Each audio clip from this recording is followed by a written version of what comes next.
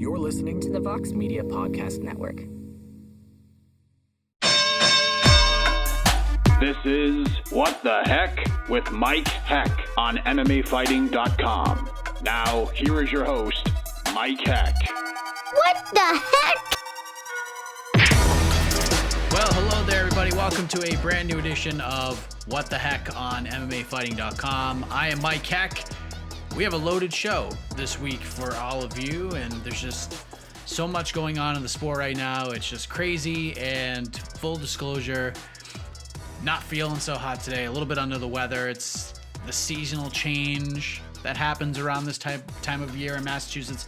It just like rips me to shreds for like 4 or 5 days. It's pretty much an annual thing, so it'll come, it'll go, and that's that. But I'll keep this open short. But to sort of guide you into where to find discussion points on some of the big stories, we discussed the fallout of UFC Vegas 8 on Between the Links and on to the next one, which you can find on the podcast network. Between the Links was an audio-only edition this week. That was just a one-time thing. That'll all change back on Tuesday. But, you know, we're going to talk about that event on this show as well, as we did it in addition to those two other shows. We talked about Brock Lesnar on Between the Links. That news that he's reportedly a free agent, couldn't come to terms with WWE. Let me just get this out there. I fully expect him back in WWE, but who knows? Stranger things have happened, but we'll certainly be talking about Usman versus Burns, Masvidal versus Diaz 2, those targeted bouts on Between the Links next week. Of course, the UFC is back at it again this Saturday, and they're going to be running events till at least December 12th. I'm sure it's going to go beyond that, but they are back in the Apex on Saturday, headlined by Alistair Overeem and Augusto Sakai.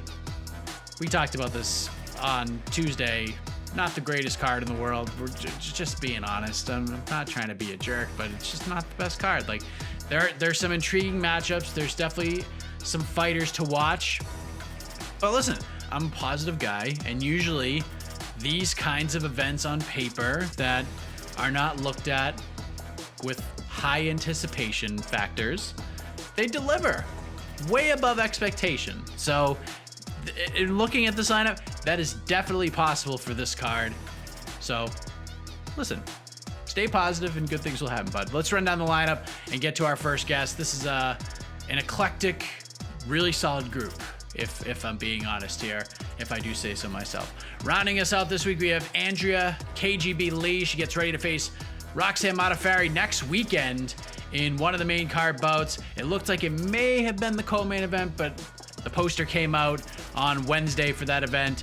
Looks like the co-main event will be Michelle Waterson versus Angela Hill.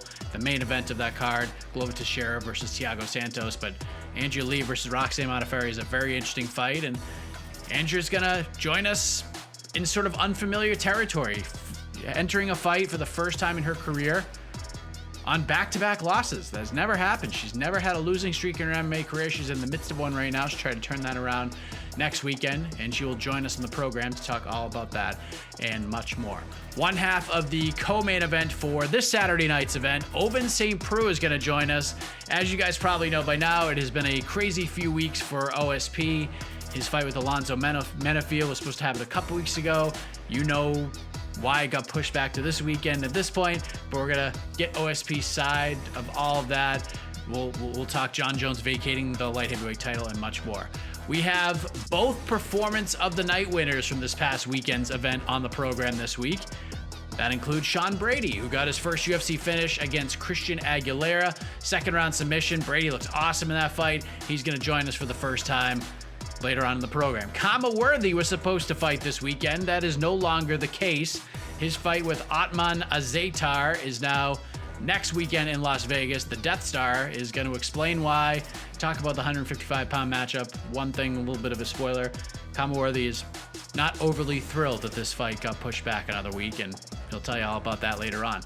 The other performance of the night winner from this past Saturday night was Mallory Martin, who got her first UFC finish. She got her first UFC bonus, her first UFC victory overall since getting an opportunity off the Contender Series. She didn't get a contract on the Contender Series, but she had a great performance that night. She's now in the UFC. She was coming off a loss to Verna Jandiroba. Now she's in the win column. She's getting an extra 50 Gs, and she was in a pretty rough place heading into this fight. She talked about it a little bit during the event's post-fight press conference after the victory. We'll talk a little bit more about that. It was a crazy fight with Hannah Cifers. We'll check in with Mallory Martin in around 25 minutes or so. But first, I'm I gotta be honest, this took a while to get done, but I'm really glad that we got it done. And in a strange way, I'm glad it took so long because the timing ended up being perfect. Daniel Cormier officially announced his retirement on Monday on his program on ESPN. And he had the loss to Stipe Miocic. So those two guys did the darn thing for 25 minutes. But there was a third man in the octagon that night. There was a third man in the octagon the first time those two guys fought when DC became the double champ. I had the chance to speak with that man. Let's kick off the show with my conversation with referee Marc Goddard right now on What the Heck. All right, with Daniel Cormier officially announcing his retirement on Monday afternoon, the timing for this conversation was pretty perfect as you're being joined by one of the absolute best referees in combat sports. He also was the third man in the octagon for the first and last fight of the trilogy between DC and Stipe Miocic. Happy to be speaking with Marc Goddard for the first time. Marc, how are you, sir? I'm good, thanks. How you doing? I'm doing great. So UFC 252 went down a couple of weeks ago. Like we talked about, it was headlined by Stipe versus DC3. The end of that pretty epic 3-fight series, but it was also billed as the very last fight of Daniel Cormier's career. As a referee, obviously, you can't get lost in the glitz and glamour of certain fights, but when you found out that you were going to be the third man in the octagon for that particular fight, how did you react to that? Yeah, look, I mean, it's always an honor, you know, without sounding cliched and stuff. You know, when you're officiating the biggest prizes in this sport, it's something that's never taken lightly. You know, complacency doesn't creep in, and for a fight of that magnitude to be selected again was you know, it's very comforting, it's very humbling, and it's something that I hold dear every time. You're obviously a professional when you're in there, and that's how you've built this reputation that you've been able to build over the years. And, you know, looking through the history of Cormier's career, those two fights that you were in the octagon with DC and Stipe, those are the only two fights of Daniel's career that you were a part of, memory serves me correctly. Is there a part of you deep down that looks at certain fighters and thinks, you know, I hope I get to be a part of a bout featuring this guy or this woman at some point in my career?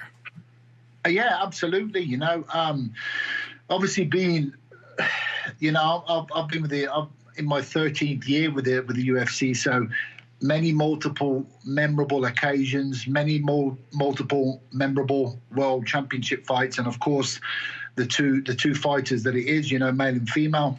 There's just so many now, and like I said, without going down the cliche route again, it's a privilege, you know. That's the best word I can use to describe it. As, you know, it's when you devote a huge or a significant part of your life to something, when you get the recognition like that and you get to stand in the middle for, you know, for these the elite of the elite, you know, and like we said, the world championships, the highest prizes of the sport, it's obviously sticks in the memory first and foremost, and it's something that I'll keep with me forever.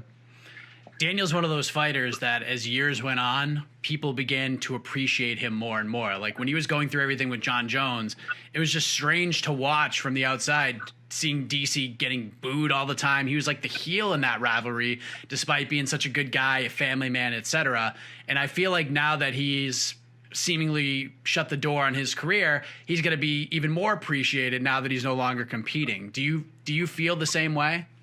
Yeah, 100%. You know, I mean, DC is there's not many superlatives you can leave out to describe him, you know, in a positive fashion. You know, the guy's had an exemplary career, both through his wrestling pedigree, you know, his Olympic wrestling pedigree, being the high school teacher, etc., the personal things he's had, and then obviously such a storied MMA career, you know, being a 2-weight and 2-division champion in Strikeforce, champion in UFC. what isn't there, or what more could you say about a guy like that with that kind of track record? Yeah, it was a great fight. Stipe got the win, but very competitive. I think that was honestly, just watching it, I think it was the first time outside of maybe the first fight or two on that Brasilia card in March that I truly noticed that the fans were missing, and that it just felt not empty, but it just felt different. And I know the fighters get asked about competing in the empty arena setting all the time, but I'm curious about your thoughts on not having the fans from a referee's perspective. Does it make your life any easier not having 15,000 people going bananas in the arena? No, it actually makes it harder, funny Really? enough. But like you said, look, you used it. Look, the perfect word there is different, and that's exactly what it is. Because, you know, I've stood in arenas 20 years ago. You stood there with 200 people, and then I've stood in stadiums with 60,000 people, and then I've stood in studios with nobody, where you can hear a pin drop, and sometimes it's like eerily silent. You know, you can literally hear every single thing. It's just a very different environment. Obviously, you know, when you have the crowd, and obviously, you know, especially when it comes to like a world championship contest, and obviously, you know, that heavyweight title and stuff, it's the biggest thing in the sport. Having the added energy and that of the crowd, of course, nobody in the right mind is going to say that they don't miss it, because we do. Everybody misses it, but it's almost, now that we're doing it behind closed doors, from an official's perspective, everything seems more super concentrated, because you don't. I mean, when I referee before, you go into a headspace in your mind. Obviously, you're fully aware of what's going on and where you are, but the crowd it's blacked out. You know, it's put in a separate box in your mind, and you're just dealing with what's in front of you. But to not have that sometimes, it heightens everything, from want of a better description, and it can be quite the experience. What was it like the first one that you did? Did it take time for you to get used to that whole thing? No, because I've been used to doing it with, you know, we've done studio shows before, The Ultimate Fighter, things like that. That's So right. I've been used to doing it from, you know, the very first time I'd done it for The Ultimate Fighter many, many years ago. That was like a shock to the system. But it's kind of, when you already done something and you kind of know where you're going back to, you know, you're pre-prepared in your mind. So it doesn't really faze me, but it's definitely different. And look, the good thing is that the sport's still rolling, it's still moving, and that's, you know, taking, you know, no sport with fans over actually having the sport with no fans, then I'm going to pick that all day, and I think everybody else would too. Were you surprised that the UFC was able to get back up and running as quickly as they did, especially since, you know, a lot of the other sports got shut down? Some of them are still shut down. Some are like just getting back, but the UFC, you know, they missed a few events, but they got right back on the horse. Were you surprised they were able to do it so quickly?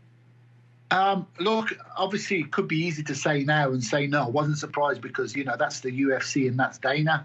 And obviously the fact that, you know, obviously this completely and utterly, no one's been anywhere close to this kind of predicament before. So it's not like anybody's pre-planned it.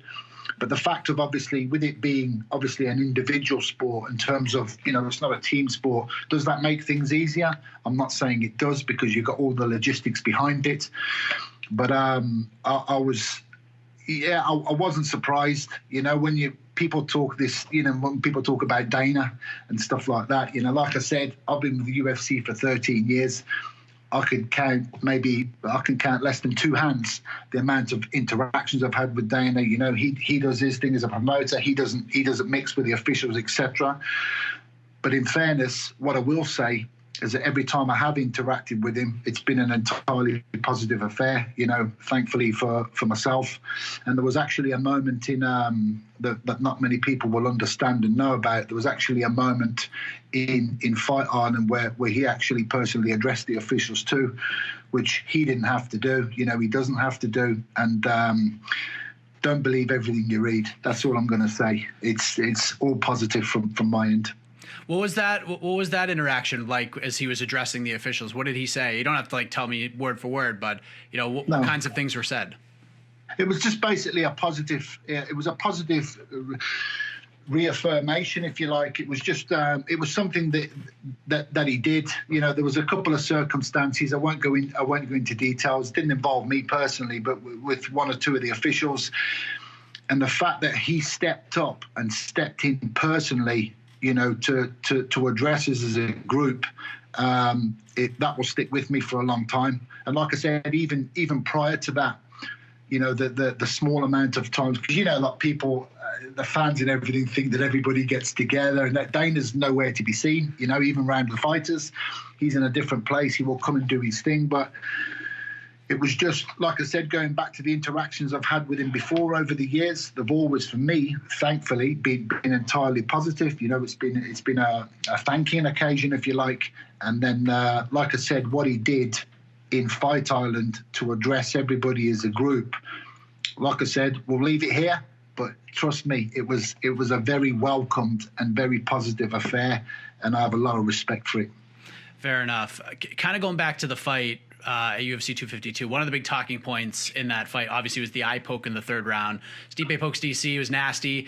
And it's crazy because in real time, you don't notice it. Like when you watch on television, you don't notice it. You just see DC's reaction, and then you see the replay in between rounds, and it's like, oh my God, I can't believe that happened. How did he miss that? But we all forget that like 30 seconds ago, we couldn't catch it in real time. And it's not like you can just say, hold on a second, let me see the replay, let's stop the fight, and let's see if DC's telling the truth here. It's a split-second reaction, and things happen. People make mistakes. You did come out after the fact, and you made a statement apologizing for missing it, which, quite frankly, Marc, you didn't have to do. But why did you feel compelled to make that statement? Because you don't see it very often, and honestly, it was quite refreshing to see. Yeah, I mean, quite a bit to unpack there. I think look, for me, you know, speaking publicly as an official, obviously, look, there's an old adage, and it's kind of an antiquated idea, and I'm sure yourself, you know, all the media will probably know that it's frowned upon if the officials talk, you know, even maybe like we're doing now. There is certain people in certain places and certain positions that do not like officials talking to the media in any description. I've never supported that train of thought because, well, for several reasons, and the first and foremost being that if I'm ever going to talk about this sport and I'm ever going to talk about it publicly, nobody has to tell me how to uphold the integrity of the sport. Nobody has to tell me how to be a professional, and nobody has to tell me to say the right thing, because I think I've demonstrated that, you know, time in, time out over many years. And, you know, when it came to the actual thing with DC, it's just part of me as a person, you know. Acceptance and acknowledgement are big things for me. I've always been the same. Look, you can Google my name and Google, you know, like I said, there's a handful of instances where I've actually spoke out and said, you know, on any given day, maybe I'd have done it differently. But on something like that, you know, such a pivotal fight, it was obviously on the replay, it was clear as day what happened. And I just felt compelled to, it's part of my acceptance. It's part of this is a very personal thing to me.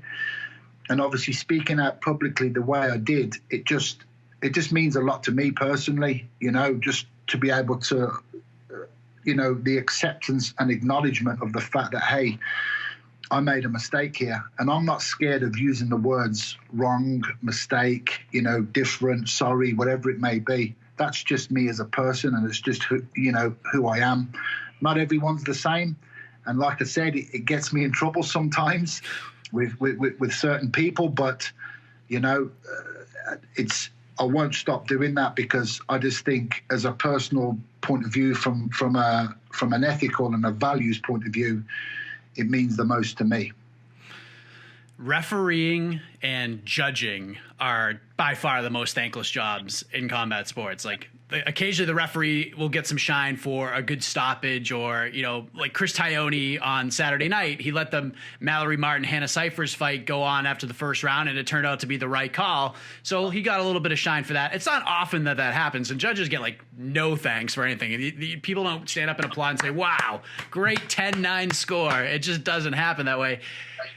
You got to be a certain kind of a person to do a job like that, where it is so thankless. Is it a little frustrating at times doing what you do? And if so, like, how do you handle that to not let it overwhelm you? Because I'm sure at times that's probably been something you've had to deal with. Is that accurate? Oh, yes.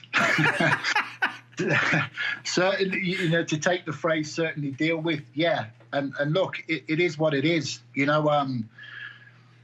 Look, I grew up with this sport. When I first started refereeing, nobody had a clue where it was going to go. I certainly didn't have. I was refereeing by accident. I've been a lifelong competitor, and the whole refereeing thing for me just kind of took its own path and just grew and grew and grew from there. And it kind of goes back to the fact of what we were saying then about. I think we might have said it off camera, so I can repeat it again, is that, you'll know yourself just how long this conversation between you and me has taken to get together, because contrary to some belief, I'm not going to say popular belief, is that, like I said, for various reasons, sometimes we get chastised, it's frowned upon that we don't talk to the media, but sometimes I think it's important. In fact, a lot of the time I think it's important from a explanatory point of view and from an educational point of view. But then sometimes I think that, that I can't win, because everybody wants, media and fans and people want officials to be accountable and acknowledge when maybe something has gone wrong. Then said official may do that, and you're still going to get trashed anyway. I'll get in trouble from superiors for talking, and you still get trashed. You come out and you hold your hands up and you stand tall and you say, I made a mistake there. And I don't know of any other sport or any other official at this level. You can't go any higher. And when you're dealing with world championship contests for the UFC, it's the World Cup of MMA, right? It's the World Series of MMA. It is what it is, and you can't. Like I said, I don't know of any other examples of many officials from other sports that would actually do that. Show that accountability and show that honesty. And then sometimes it does get hard to deal with, because outside influences from other fighters and whatnot and other personalities, shall we say. And then, like I said, sometimes I do think that you're kind of damned if you do, damned if you don't, because you'll be criticised and maligned for not sharing or not being accessible. And then sometimes when you are accessible, people will accuse you of wanting camera time and then trash you anyway. So I'm kind of thinking, going back to the thinking of maybe some of my superiors were right. Maybe it is just best that we don't talk. I'm not sure what people want. I don't know. It's tough. I think there's like maybe one example in American sports that I could think of. It was in Major League Baseball. There was a young man who was throwing a perfect game, and on the very last batter, there was a ground ball to the first baseman, and he went to cover the bag, and clearly the runner was out, and the ump called him safe and ruined the perfect game for him. And the ump got crushed for that. And all he had to do was apologize, and then the pitchers forgave him, and they took pictures together, did a little media tour together, and then it was all forgotten. It became a really positive story. It's not like that at MMA. It's got to be a little frustrating. This sport is just, between the fans and some of the media members as well, it's as fickle as any other sport in the world. It is. I'd like to, I'd love to say that I understand the analogy you're talking about. I was going to say, but I'm British. I'm like, yeah, okay, I see what you mean. Yeah, I see what you mean. But yeah, look, like I said, it's not, what do we do here? Because, as I've painted the picture, as officials, generally a lot of people don't want us to talk. Some people don't mind us talking. And then, like I said, is when when you do talk, sometimes it can adversely affect you too, because people are still going to, A, they're still going to criticize you, and B, they're going to accuse you of wanting camera time. Like I said to you on the phone, my friend, you know, when we were talking about how long this has taken to get together, go and ask Ariel Helwani how many times I've said, no, I don't want to talk. Go and ask Luke Thomas how many times I've said, no, I don't want to talk. You can tell how many emails we've had back and forth trying to get this together. I don't always want to do it, but it's kind of like, you know, you're damned if you do, you're damned if you don't. What do you want? But what I will say is I still believe in the good in all this, because for as hard as it can be sometimes with the fan interaction, and hey, look, I'll give you a perfect example. Whenever this video segment goes out, and I'm trying to be honest, I'm trying to be forthright, just go and have a look at the comment section and you'll see exactly what I mean. You know what I mean? That's what makes you kind of want to tuck tail and then run back and do it again. But what I will say is that, like everything at every sport, we've got some wonderful people in this sport, and I get, as much as the deluge of horrible messages and stuff you get, you develop a thick skin, but also get some pretty damn, you know, great messages and supportive messages from many different people in many different places, and just know that it's appreciated, and I'm thankful for it too. Yeah, people are hilarious. Like, I could do the best interview in the world and people be like, where's this man's shoulders? It's just hilarious how people react to different things. Of course, you know, we're in the middle of a pandemic, so that enhances the craziness like tenfold. And, you know, you've been a part of some pretty bizarre and memorable moments in your career. I think the Conor one really sticks out. But I would say from maybe December with the Usman versus Covington fight, Fight Island, the Roman Bogatov thing with the countless illegal strikes that just kept going and going and going. That was the first fight my father ever watched live, by the way. So you can only imagine how that played out in his mind. But, you know, and then the whole Stipe DC fight. Obviously, Abu Dhabi at the end of July. Like, you've just been part of so many crazy moments. Has this been like the craziest stretch of your career over the last 8, 9, 10 months? Yes. A resounding yeah. You know, it's funny because obviously, like a lot of my friends and a lot of my a lot of colleagues, like I won't name them, it's almost like the world saves up the crazy shit for when I referee. Like, a perfect example is sometimes I think they're out there to get me. You know, a perfect example is the Roman Bogatov fight. That was my first fight back in the saddle, because I came home from obviously, you know, traveling with all the shows, and obviously the UFC. I worked many shows globally, but we came back from New Zealand when I done the Hooker and Paul Felder and Hooker fight. Then I came back, and then obviously we were locked for a few months. So to go back in there with such, you know, all the eyes of the world are on Fight Island, and that was my first fight. And you know, you couldn't make it up, could you? And obviously people were talking about this Bogatov fight and whatnot, because it was just bizarre. And then obviously, you know, like I said, when it comes to fouls, I do get the way I handle fouls. Sometimes people, you know, a lot of people will like it, some people dislike it, but some people will dislike the way I comb my hair or the way I tie my shoelace. But I know what I'm doing. And obviously with the Bogatov fight, so when that illegal knee happened, at that point, I didn't want Leo to get back up. When I called the doctor in, I'm thinking to myself, I'm almost wanting the doctor to say, because then the fight would be over. I could disqualify him and we put it to bed. But when the doctor came in, he said, no, he's okay. And Leo stood up and went, I want to fight. I was like, but then I was like, I almost wanted to look at him and go, are you sure? You know, but as a rep, I can't do that. Then I have to follow the procedure. That's why he was deducted 2 points for a blatantly intentional foul with injury. But you look back on these things now, and it all rolls into one. It's part of one of the memoirs for the book. But yeah, what a ride! It was just, I think what made that moment, it was such a rough thing to watch, but I think what made the moment like a little, like, kind of even things out a little bit is just the way you interacted with Roman. You were just like, what is the matter with you? What is the matter with you? What are you doing? What are you doing? Yeah, it was like it was just like a collective laugh. Like, it made it better. It did. And like, you know, I could almost hear my officials in the background laughing, because I'm like here like a super serious at the moment. And, you know, that's a good example, you know, because people say that about oh, he's too strict, he's this, that, and the other. And I'm like, hello? I'm a referee. I'm an official there to do a job. And like I said before, it's just crazy. Like, what do people want? If I go in there to referee a fight and nothing happens, you ain't going to hear nothing from me.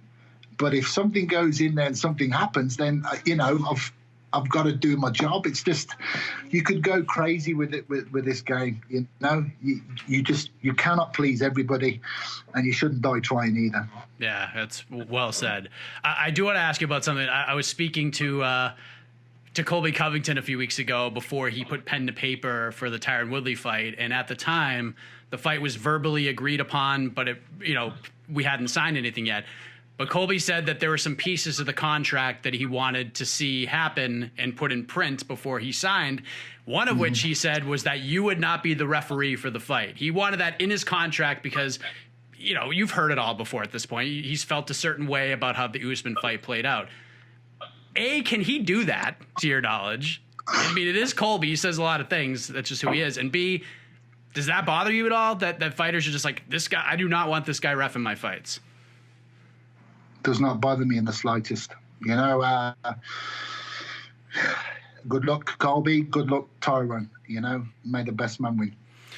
So what's next for you? I mean, it's not official, but all signs are pointing to the UFC heading back to Abu Dhabi at the end of the month for UFC 253. The Nevada State Athletic Commission is about to meet. There's no cards for October that's on the slate, so that just kind of pretty much signifies that this is what we're doing. In terms of your UFC work, is that next for you? Is what next for me? Abu Dhabi, Fight Island, Abu Dhabi, UFC 253 through 254. I'll be back. I'll be back in Vegas before that. Okay. I'll be back in Vegas for the Thiago Santos card. So it's the week after, a week Saturday. Obviously, I will not be there for Colby Covington's card. I'll have left by then. But I will be there for the Santos card, and then after that, I think everybody knows where the fights are headed after that. Yes, well said. Last thing before we let you go, and I appreciate you giving me so much time, Marc. One thing that I've noticed about this pandemic is, in sports being shut down for a while, as we talked about, I think we've seen at least a lot of new eyeballs on the sport that weren't there probably a year ago because the UFC was like the only game in town. And for those newer fans, what's like one piece of advice you'd like to pass on to them when it comes to the sport, the role of an official, et cetera, that they probably don't understand, that I guess can alleviate some stress and hostility amongst the viewers?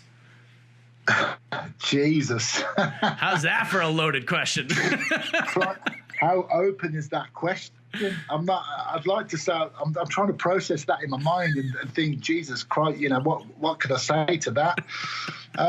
Look, like you said, with it being, a lot of new eyes on this sport. And look, I think that's fate. You look at MMA and just how far we have come in a short space of time. That's what many people forget. We're a young sport, For want of a better description, we're 26 years old. Yes, everybody watch the comment section blow up again, because we know Vale Tudo in Brazil, we know Pancrase in Japan have been around, and Shuto, etc., been around in various guises.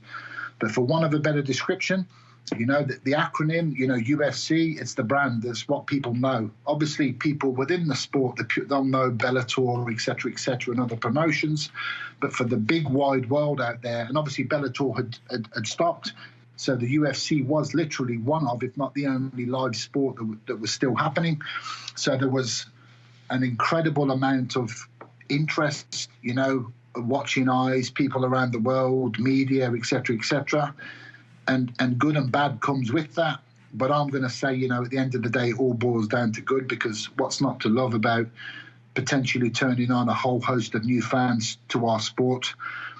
But to give them one, I really don't think, to give them one takeaway to, maybe don't become a ref. There's the one thing. It's not, to just, everything is not always what it seems.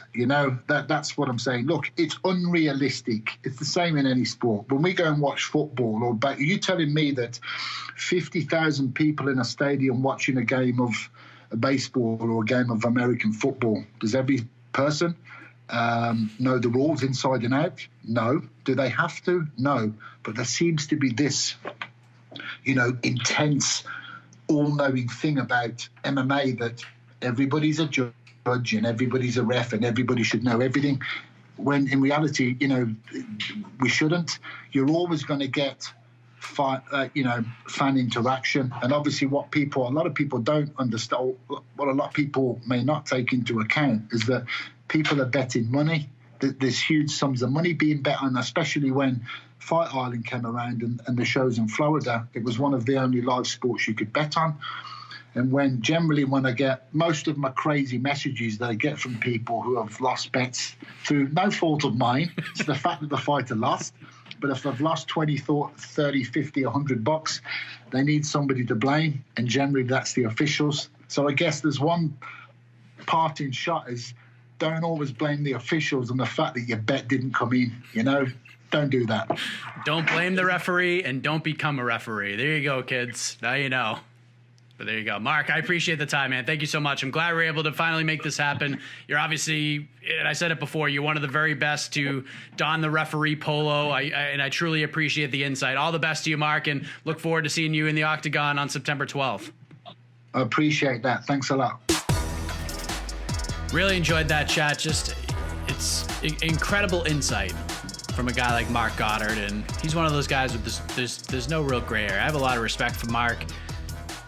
Refereeing just sucks. Like, the job just sucks. Like, who wakes up and says, like, I want to be a referee? And Marc said he fell into it by accident and just seemed to be his thing. And he's one of the very best in the world, but I'm not being a referee. He could take all that pressure and that criticism and stuff like that, but I really enjoyed that conversation. Looks like he will not be the referee for the Colby Covington versus Tyrone Woodley fight on September 19th, and I'm sure he is just fine with that. He will be in Vegas the weekend before, and he'll be on Fight Island as well, even though that still hasn't been officially announced, but let's face it, at this point, that is happening starting September 26th. It was a huge night on Saturday night for Mallory Martin at the UFC Apex. Let's check in with her. She recaps her first UFC win, her first UFC finish, first UFC bonus, and just a crazy fight with Hannah Cifers. Let's talk to Mallory Martin right now. All right, we have one of the big winners from Saturday night's UFC Vegas 8 event on the show right now. She kicked off the card in just a crazy way, picked up her first UFC win, first UFC finish, and her first UFC bonus with a second-round submission win over Hannah Cifers. Mallory Martin joins us right now. Mallory, how are you? I'm doing great. How are you? I'm doing great. Jeez Louise, that was some fight. I mean, you overcame a ton of adversity in that first round. Hannah dropped you and had you in some big trouble, but you were able to weather that storm. I know it's hard to put these things in perspective when you're actually like in the moment, but if we could put ourselves in your place for a moment, what was going through your mind as she was trying to take you out of there? I was just basically like, man, this ain't happening to me. Like, not my second fight in the UFC. Like, I'm not going down like this. This is not how my story ends, Like, that's all I could keep thinking about. Like, her hitting me, I was like, this is not how I'm going down, Like, I'm about to turn it around. Like, swear I'm about to turn it around.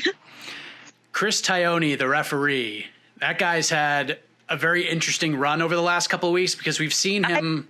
I didn't know that was that ref. Those last two fights last weekend, I think, where he ref like one getting like knocked down and then coming back and knocking out his opponent, and then another one was like the same thing. I don't know. I'm thankful for him that he was my ref because he didn't stop it. He knew I was like still fighting back. So that's cool. I respect him for that. But yeah, what a beast. I know, because I mean, he got a lot of criticism for both of those too. I didn't know that until like 10 minutes ago. I was like, someone told me that he was getting criticized for it, which it sucks, but he's a ref. He knows, he knows, like he's in there seeing there, and he'll know if the fighter is actually out or it needs to be stopped, So it's like, you can't really hate on him. He's doing his job. Yeah, I think it was the second fight that we were talking about was that crazy war between Dwight Grant and Daniel Rodriguez, and Dwight had Daniel really hurt. Daniel survived and knocked him out later in the round, but it was the first fight in particular that got a lot of criticism, because yours was actually a perfect stoppage overall, because she let you go. You were still like shooting for takedowns. You were shooting and you were defending yourself. Defend myself and fight to the best of my abilities, with someone attacking me. So I don't feel like people should look at him or like hate on him for that, because I was doing just enough for it to not get stopped. If I went limp and covered up and wasn't moving or responding, then of course, stop the fight. But I was still fighting back to the best of my abilities, I was watching the fight on the ESPN Plus stream, so it went to commercial in between the first and second round, so I wasn't able to hear the advice of your coaches and your corners. What was said to you in that moment? Because things obviously changed very quickly for you. Yeah, I haven't heard I can't remember what they said, but, well, I think I can't remember what I said. I remember I sat down and was like, oh man, did I get dropped? I was like, did it look bad? And they're like, all right, this is the second round. You got to go in there. He was basically like, get her ass against the cage, take her down and like finish her, like stop messing around. And so I was like, okay. And I'm really good at just leaving stuff behind in the past, like for fighting wise, like rounds or sparring rounds or whatever. So fresh start, I was there, I was ready, fresh start, second round. I was going to go get the job done, You did exactly what your team told you to do. You took her down, you beat her up, and she gave you your back, and you finished the fight, and you locked in that choke. And after she tapped, I mean, you let out these like primal screams. You could like, if you closed your eyes and just like pictured you in that moment, you could envision all of this weight just flying off of your shoulders. That was the loudest sigh of relief I have ever heard in my entire life, Mallory. What was going through your mind during that moment? Oh, just like, I don't know. I feel like people are hating on me for screaming, which, I honestly don't care, because I've been through so much this year, and for me to come out on the other side of it and get the win how the fight went, I was gonna let out my emotion no matter what, and if that meant me screaming or crying, whatever, I was gonna do it, because I was in there and I fought and I came out the other side through adversity, and it just meant a lot to me. You were also very grateful for Hannah because she took that fight. And, this year's been tough on a lot of us, that's for sure. Mm-hmm. I mean, global pandemic. I mean, no one saw this coming, but, you talked about in the post-fight scrum, you got a little bit emotional. You were able to talk about some of the things you were dealing with heading into that fight, because, I mean, you seemed like you were in a pretty dark spot heading in based on what you were saying. Are you able to talk about what happened? I don't really want to talk about what happened, just because it's nothing to do with like fighting. It's just something that happened in my personal life and it was even before camp, it was in the beginning of the year that I went through something, and it basically completely changed me as a person. And I just had to, I went through this camp, needing something to help me, and fighting has always been like my passion and my outlet. So it was good for me to get a fight and start a camp. And halfway through camp, I was just like, I need to get help. I can't keep living like this. And I was just struggling with anxiety and all that. And I decided to get help from a therapist and, talk to my coaches and whatnot. And I not completely, but I turned around my, just the way I was going down, So by the time I got to the fight, I was, my mental was there. I was ready. I was back to myself, but the beginning of the camp was a struggle. Is this something you've dealt with in the past with the anxiety and things like that? Or is this something that you've had to deal with for the first time? Well, when my dad passed away when I was 17, he was my only parent. And, I dealt with depression back then, but I never really dealt with this type of anxiety. where like I couldn't eat this camp. I didn't have to lose any weight because my weight was so low already starting the camp that it was basically about keeping the weight on and being big enough and strong enough to be able to fight, you know? So it was a different type of camp instead of like having to cut weight or lose weight that I would typically have to do. So I was just struggling with that, and I've never really had to deal with that type of anxiety before. So yeah, it was new to me, and I seeked out help and started to do things that would help with the anxiety, and it slowly started to dwindle down. Yeah, because it's hard. It's probably the harder part of the whole thing is just admitting that you need to get that help. And yeah, I had like a little heart to heart with myself, and I was like, you know, I was in a spot where I was like, man, I just need to talk to my dad. You know, like my dad's going to tell me what I'm going to do, you know, but my dad's gone, you know, so I was just like very lost and didn't know what to do or didn't know how to help myself. And I basically was like, you know, nobody's coming to save you, Mallory. Like if you want to live a different life, or if you want to get better and you don't want to live like this or have this kind of pain and anxiety, you're going to have to get help. And, you know, I talked to like my coaches and they helped me, and I started seeing a therapist and it helped me tons, you know. Because you said in the post-fight press conference when you were speaking with the media that your coaches may not even have known like how bad it actually was for you. Like how bad did it actually get? I don't think they knew that it was this bad, or I don't even think that they knew it was that I was struggling like that this much outside of in my personal life. It was just to a point where I just couldn't, like not saying that I didn't want to live. Like I would never take that. I would never do that. But I was just at a point where I was like, I can't keep living with this pain that I have, you know? And it was just, every day was a struggle. And I just, like I said, I had like a heart to heart with myself and was like, nobody's going to save you. And if you want to get better, you have to seek help and ask for help, you know? Getting a win like that, the finish, the bonus, that had to have helped quite a bit, right? I mean, like, what did that mean to you to get that bonus on top of everything? Because, you know, there were other finishes on the card right after yours, and I thought personally it would have been a giant injustice if you didn't get a bonus. But, you know, getting word that you got the bonus after everything you've been through, that had to have meant the world to you, did it not? Yeah, I mean, getting the bonus, that's life-changing. Like, this is going to change my life.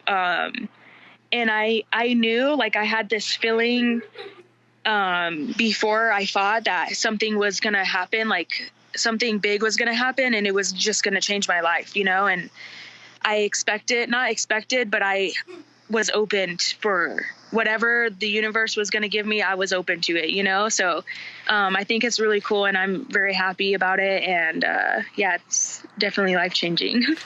It's interesting because there were like two different tales coming out of that fight. There's your side where it's like, holy crap, what a comeback. Good for Mallory. On the other side, there's Hannah, who's now 0-4 in 2020. She missed weight for the fight. And clearly, you know, there's something there with her, but you can't help but feel bad for her because she was so close to snapping that skid, and you were able to weather that storm and battle through it. It was just the wrong time for her to fight you in such a weird universal way. Of course, you're happy to get back on track and overcome what you did and have the success that you had, but you can't help but kind of feel for Hannah here as well, right?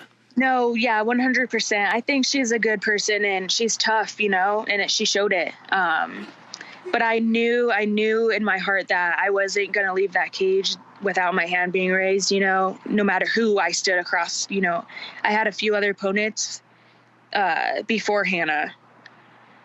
So I knew that no matter what, I was going in there and I wasn't going to leave until my hand got raised, no matter what, you know? So that's the mentality that I had going into the fight. So, and it didn't matter who I stood across. But yeah, I feel bad for her. I think it sucks because she's fought very tough girls, you know? She's fought Angela Hill. She fought Mackenzie Dern. She fought a weight class up, you know, and maybe those are fights maybe that she shouldn't have took, you know. You have to be smart, especially at this this level. You know, if you're not ready, you shouldn't just take a dive, or you shouldn't accept these fights that, like a fight at 125 when you're not that big of a strawweight. That's a fight you probably shouldn't take, you know? You have to be smart with your career, and if it's about the money, then okay, take the fight, but you have to think about your career and your longevity in the sport. And I don't think taking a fight at 125 was that smart for her. But she's fought tough girl, so you can't take that away from her either. Sure. You're at Elevation Fight Team now, and we saw what that move has done for, obviously you and Shauna Dobson, because she had that huge win the week before. And I get it. It's weird from like my perspective, because, I'm not a fighter, and the narrative surrounding her is that, maybe a change of scenery would do her well, but it just seems like it would do wonders for her. She could polish up some of the things that she needs to work on. Plus, there's a lot to be said to just getting out of your comfort zone and getting a fresh perspective on the sport. You think that if Hannah decided, like if Hannah reached out to you and said, hey, what do you think about me joining the team over there? Do you think that'd be a good fit for her? 100%. 100%. I think it's really cool. Like this whole camp, it was me, Shauna, and Montana De La Rose in camp. Montana fights on Saturday. So, us three were in camp together, and we were pushing each other every single day. Shauna helps me and Montana with her stand-up, like our stand-up. Montana is a sick wrestler, so she helps me and Shauna with her wrestling, and I'm more grappling based. So I help both of them with the grappling aspect of it. So it was really cool, just a really cool dynamic to have us three going through camp together and just growing and getting better. And we at Elevation, we have so many really great coaches, and the female team it's stacked. We have a ton of really good girls out there, and at least at every single training, there's at least 10 to 11 girls, so we have a ton of talent and a ton of bodies, so I think if she decided to make a move, I think it would be a smart decision for her career. Sean Madden might be one of the best follows on social media, because if you need a little bit of a shot of the arm, a little bit of positivity, you just go and check out his Twitter, and he provides that for you. How pivotal has it been for Sean, and just having those other coaches have your back and give you a boost when it's needed? Oh, it's been amazing. Like Sean, he showed me this book to read. It's called Chop Wood, Carry Water. And I read the book in 4 days. And everything in the book, I've experienced, and it just opened my eyes a little bit, how to overcome things or deal with these challenges and stuff like that. And he's very good with the mental side of the fight game. He had us visualizing after training sessions, he would talk, we would lay down, close our eyes, and he would literally talk us through from going to weigh-ins, stepping on the scale, facing our opponent. Then now we're walking into the arena, we're checking in, we're getting our hands wrapped, we're warming up. He would take us through all this stuff, and then he would take us through the fight, oh, you're sitting down now, we're giving you advice. You're coming back the second round, you're doing everything we've told you, he uses the visualization really good, and that's a huge part of my game. And I think that having that aspect helped me a lot. Have you always been sort of a visual fighter, or is that something that you picked up along the way? No, I've literally always been. I read a lot of books, and one book that I like a lot, it's called Mind Gym. But it just talks about having your own mental highlight reel. And I don't know if you've watched any of my fights. Sometimes I scream at my opponents, tell them no one can save you, or Happy Halloween. And these are all things that I visualized in my head. And then when I'm in the fight, I'm well, now I'm living in the moment. I'm living in this thing that I've been visualizing for the past 8 weeks or whatever. And now I'm here, and so I just kind of let it out. Even the scream after I won, and I kind of screamed and went a little crazy. That's all things that I visualized. So it's cool to like be able to visualize it and then actually do it when it's at the highest level. What's the craziest thing you've said to somebody in the middle of a fight that you visualize ahead of time? I think the big one is I was telling her, like, no one can save you. Like, your mom can't save you. The ref can't save you. Like, no one's going to save you. And then, like, the ref ended up pulling me off of her. But that's what I'm, like, known for. And it, like, went viral or whatever. But, yeah, people will hate on it, but they don't get in the cage. They don't fight. They don't know this passion that I have or whatever. And I mean no disrespect yelling at them. It's just I'm just expressing myself and my passion and the way I am, I guess. I don't know. So you're living in Momentum City right now. You have that crazy fight, crazy win. How are you feeling physically? I mean, you can see some remnants on your face in regards to the fight, but yeah. How are you feeling right now? Good. You know, I expected it to be like that. I knew that something big was coming, and I'm not really surprised with it.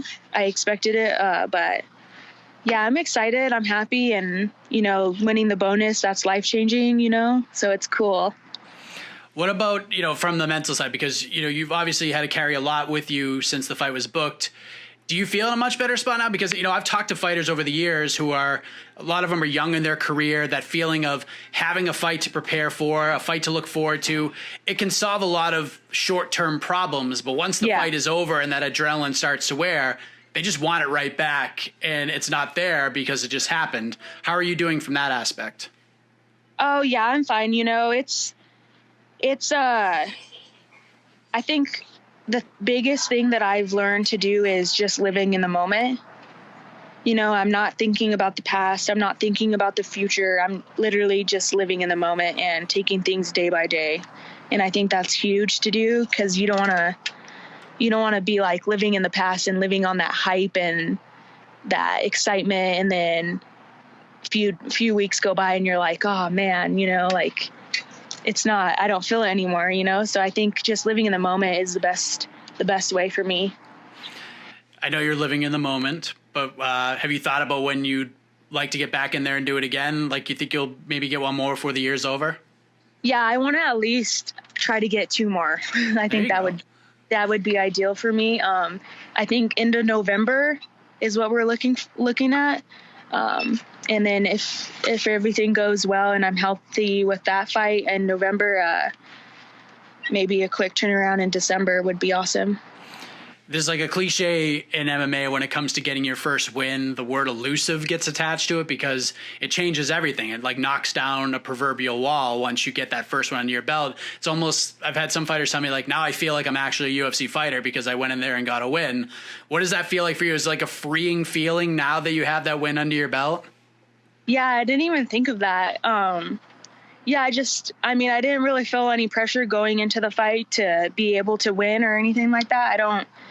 I don't look at it like, oh, I have to win, or I'm not scared to lose either. You know, I think it's just more of like effort and performing to the best of your abilities. But I think that's cool. And to be able to get the win and get a finish in the UFC, I think is huge, because it's the best in the organization. And for you to go out there and finish someone, I think it's more important to me, you know? 115 is just so fun right now. It's a division that never lets you down. It's always an exciting fight. Is there anybody that sticks out to you? Like anyone that you want to tear it up with for the next one? I'm pretty sure I'm going to fight Polyana. Oh, really? Yeah. All right. We were matched up in May.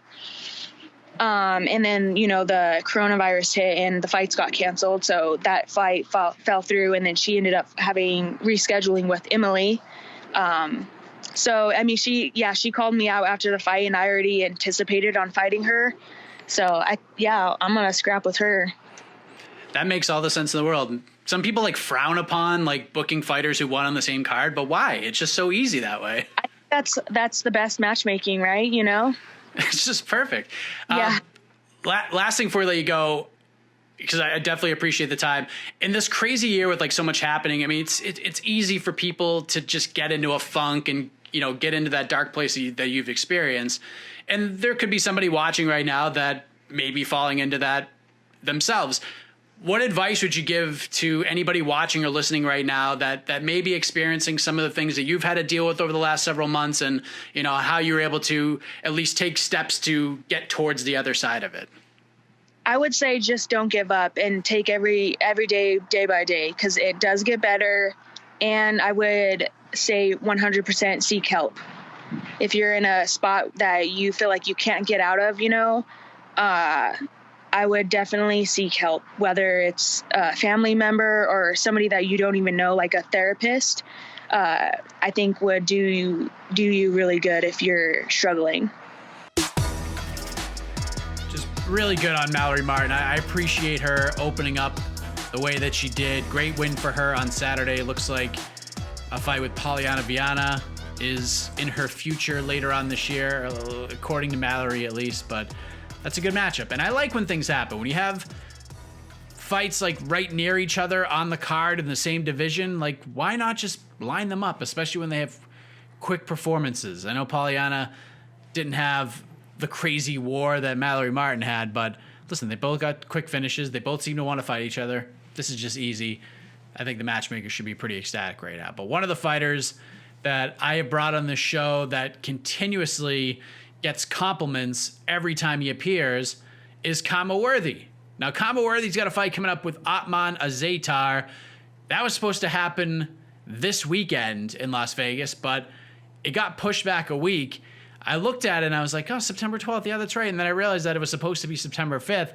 I had no idea why it got moved, and I don't think Khama really knows either, but he's got his suspicions.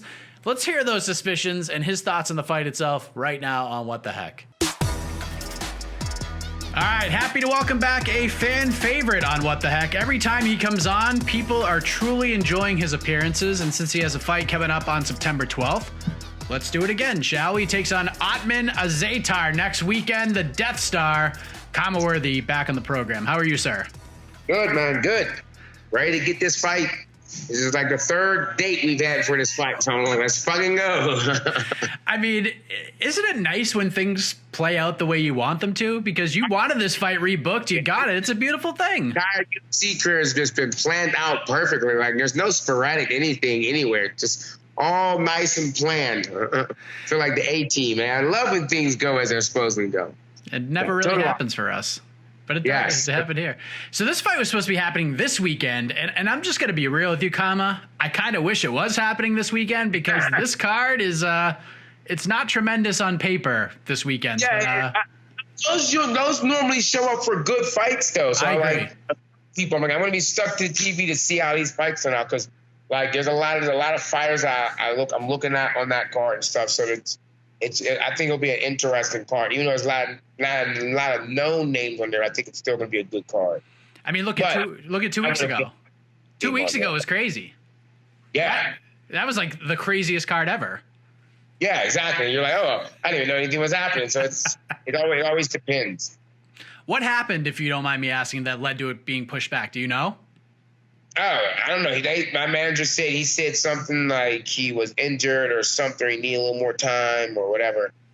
So I was like, and they were like, do you still want the fight? And I was like, yeah. So they said they're going to push it back. And it was supposed to be more time, but they just gave him a week or whatever. So I just think it's just he was on his time of the month and his period came and he was like, oh, man, I can't fight bloated or whatever. So he needs to know. I don't fucking know. It pissed me off because I was supposed to be home and enjoying Labor Day with my family. I was going to be off and the gym would be closed. I'd be able to take my family and go do some stuff because they're all getting ready to go back to school and shit. Now that's all fucked up because this asshole wants to. So I'm kind of pissed off. So I'm gonna bring a box of tampons next time and be like, here you go, and keep yourself protected and safe. Fucking listen. I don't know. Sorry. I'm angry. Pissed off. It's ridiculous. Like, well, fuck. Well, on top of like the family time, you're getting ready to round out the camp. Like you were on the tail end of it, and now it gets pushed back. Did you have to change a lot of things up? Yeah, I was dropping my weight and everything. I finished my last hard training sessions, and then I had to go around and add 4 more hard training sessions and all kinds of shit. So it's like, but it is what it is. Like, you know, he's already looking for ways out or ways to get an edge up. Like, that's not good. You're looking for an edge and the fight hasn't even started yet. You're in a bad position. Well, one thing that has to get you excited is that you get to return to the activity that you've grown so accustomed to over the years, because it was 10 months between the Devontae fight to get to the Luis Pena win, and now it's less than 3 months before you're back on the horse. This is much more the Khama Worthy style of fighting, is it not? Yeah.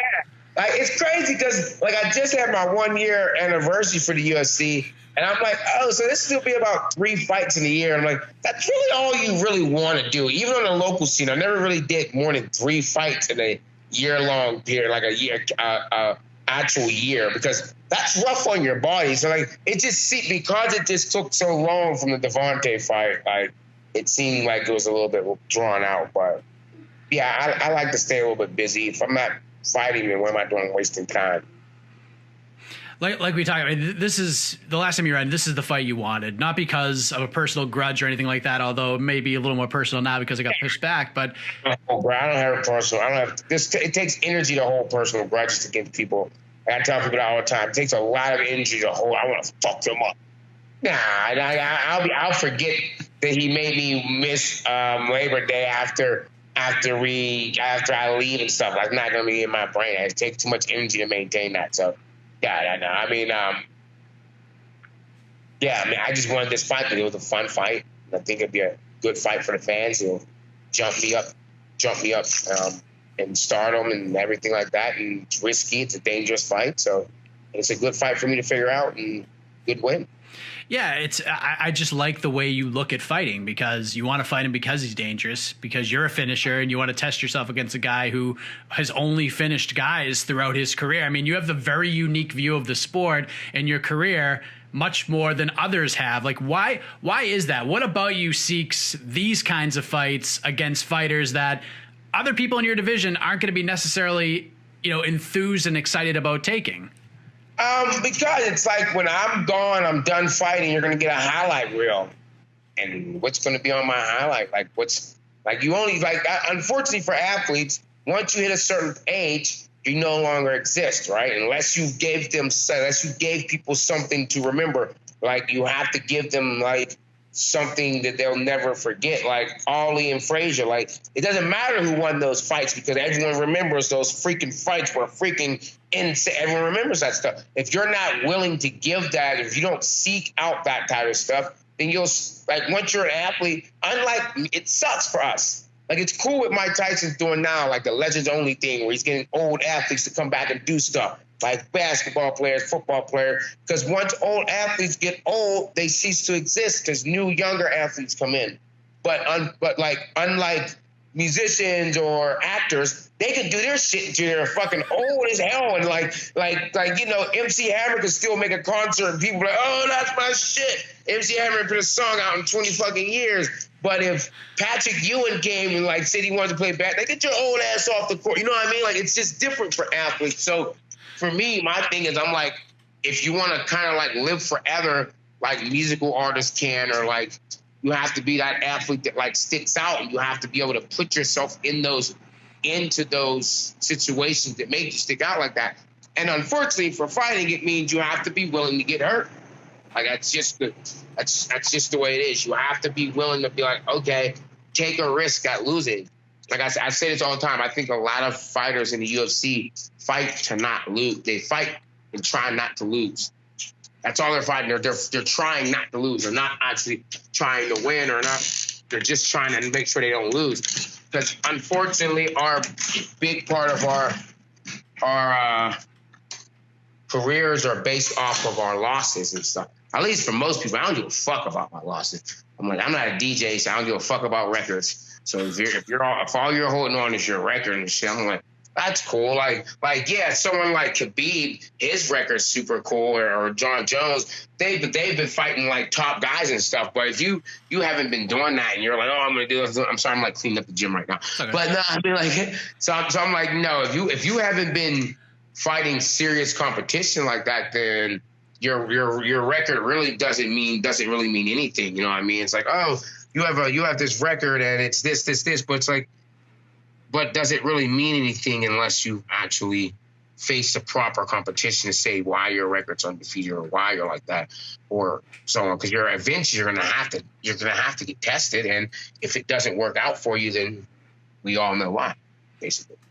You mentioned Mike Tyson, and he's about to fight Roy Jones Jr. and I guess we're calling it an exhibition fight, but I don't know what the hell to expect there. Are you in on this? I can't get enough of it. I'm excited for November 28th. I think it's going to be just two older guys do an exhibition. Everyone thinks they're going to kill each other. I'm like, no, they're not going to kill each other. Okay?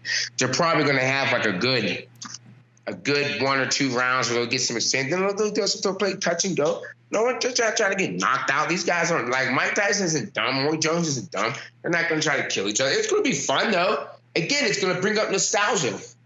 That's all it's doing. All it's doing is creating nostalgia for their fans and stuff. Like love to have them around, and like it's just. Oh, I turned the lights off. It's going to just create a nostalgia and stuff for the fans, and it's keep people interested, and they'll just go on from there. And I think they'll be able to do more stuff. They'll be able to do more stuff like that. Do you think Tyson can fight like an exhibition style though? Yeah.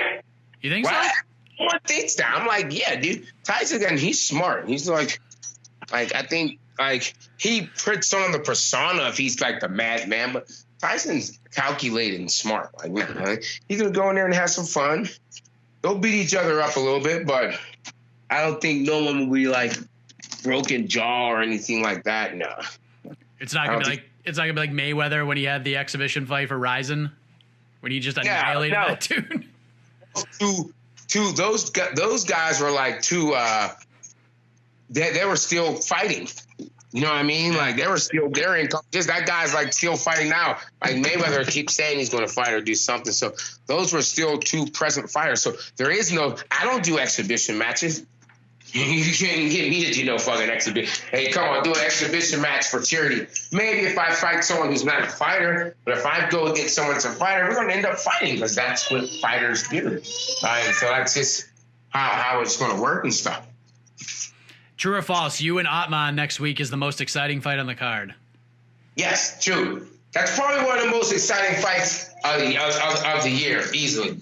But I think just the way that Ottman fights. If he fights the way he's supposed to fight, because Bob Ross said he's going to meet me in the center and shit, and then he got a taste of that and was like, yeah, fuck all that. How we grappling and shit? So I'm like, yeah, everyone says, I meet the fucking center. I got to give it up to my boy Devontae, because he's the only motherfucker that said, let's meet in the center. We did. I mean, Bob, because as I said, Ross said he wanted to do it. He did it for a little bit. The first round, he was shooting though. You can hear my cornerman screaming. He's already shooting. I'm like, yeah, man. Like his fans keep coming to my fucking, and they're like, go see videos, and I'm like working my wrestling or whatever, and they're like, Ottman's not going to wrestle you. I'm like, you keep saying that shit till I hit that motherfucking chest.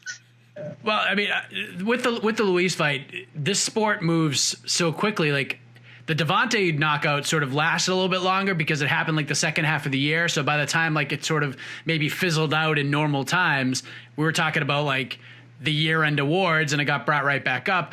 With the Luis one, I mean, you were like the belle of the ball for a few days, and then it sort of fades to the next story because there's cards every weekend. But for some reason, I feel like the momentum has continued to move forward for you since this last fight. I feel like your following has gotten a little bit bigger, that it continues to grow since then. Do you feel that's true as well? Oh, yeah. I mean, like, I think people are starting to kind of, quite frankly, I don't give a fuck about followings, but you do get better sponsors from following and stuff. So, like, I'm doing, like, getting, like, better videos and shit like that, and, like, getting, like, professionals to come in and do stuff like that. But, yeah, I mean, like, I like being a dark horse. That's cool with me. I like a lot of people paying attention. Like, oh, yeah, I'll take that fight. Oh, shit, who the fuck is this guy? That's cool. I'm like, it's just going to make me more money. So, but, yeah, I mean, I know the fighters are taking notice. There's no way they're not. They're not. You can't be stupid. Like, there's no way you're just like, oh, no, I'm not paying attention to that. Like, I've beaten 2, like up-and-coming guys that, like, people had a lot of. Like, Devontae was supposed to be, like, was supposed to be ranked after he beat me. And then Luis Pena was supposed to be, like, a big up-and-comer, coming from 2 big gyms and stuff. So, I know they're paying attention. They don't want to say they are, but I know they are. What about the gym? Well, they're not. That's even better. I'm paying attention to them. What about the gym? Like, have you seen an influx of interest in the academy? Because you've been talking about it a lot. Like, you talked about it after the fight. You talked about it in the post-fight scrum. You talked about it in the interview with me. Have you seen, more of an influx with the gym? People paying more attention to it? Oh yeah, definitely. Like the guys that want to come train and that takes its time as well. We still have our regular people that are people that we've been doing shit with that forever. Like freaking my man John DeSuze, he just won his fight for Bellator. Nick Brown won his fight. So we got all of our guys that we always train with.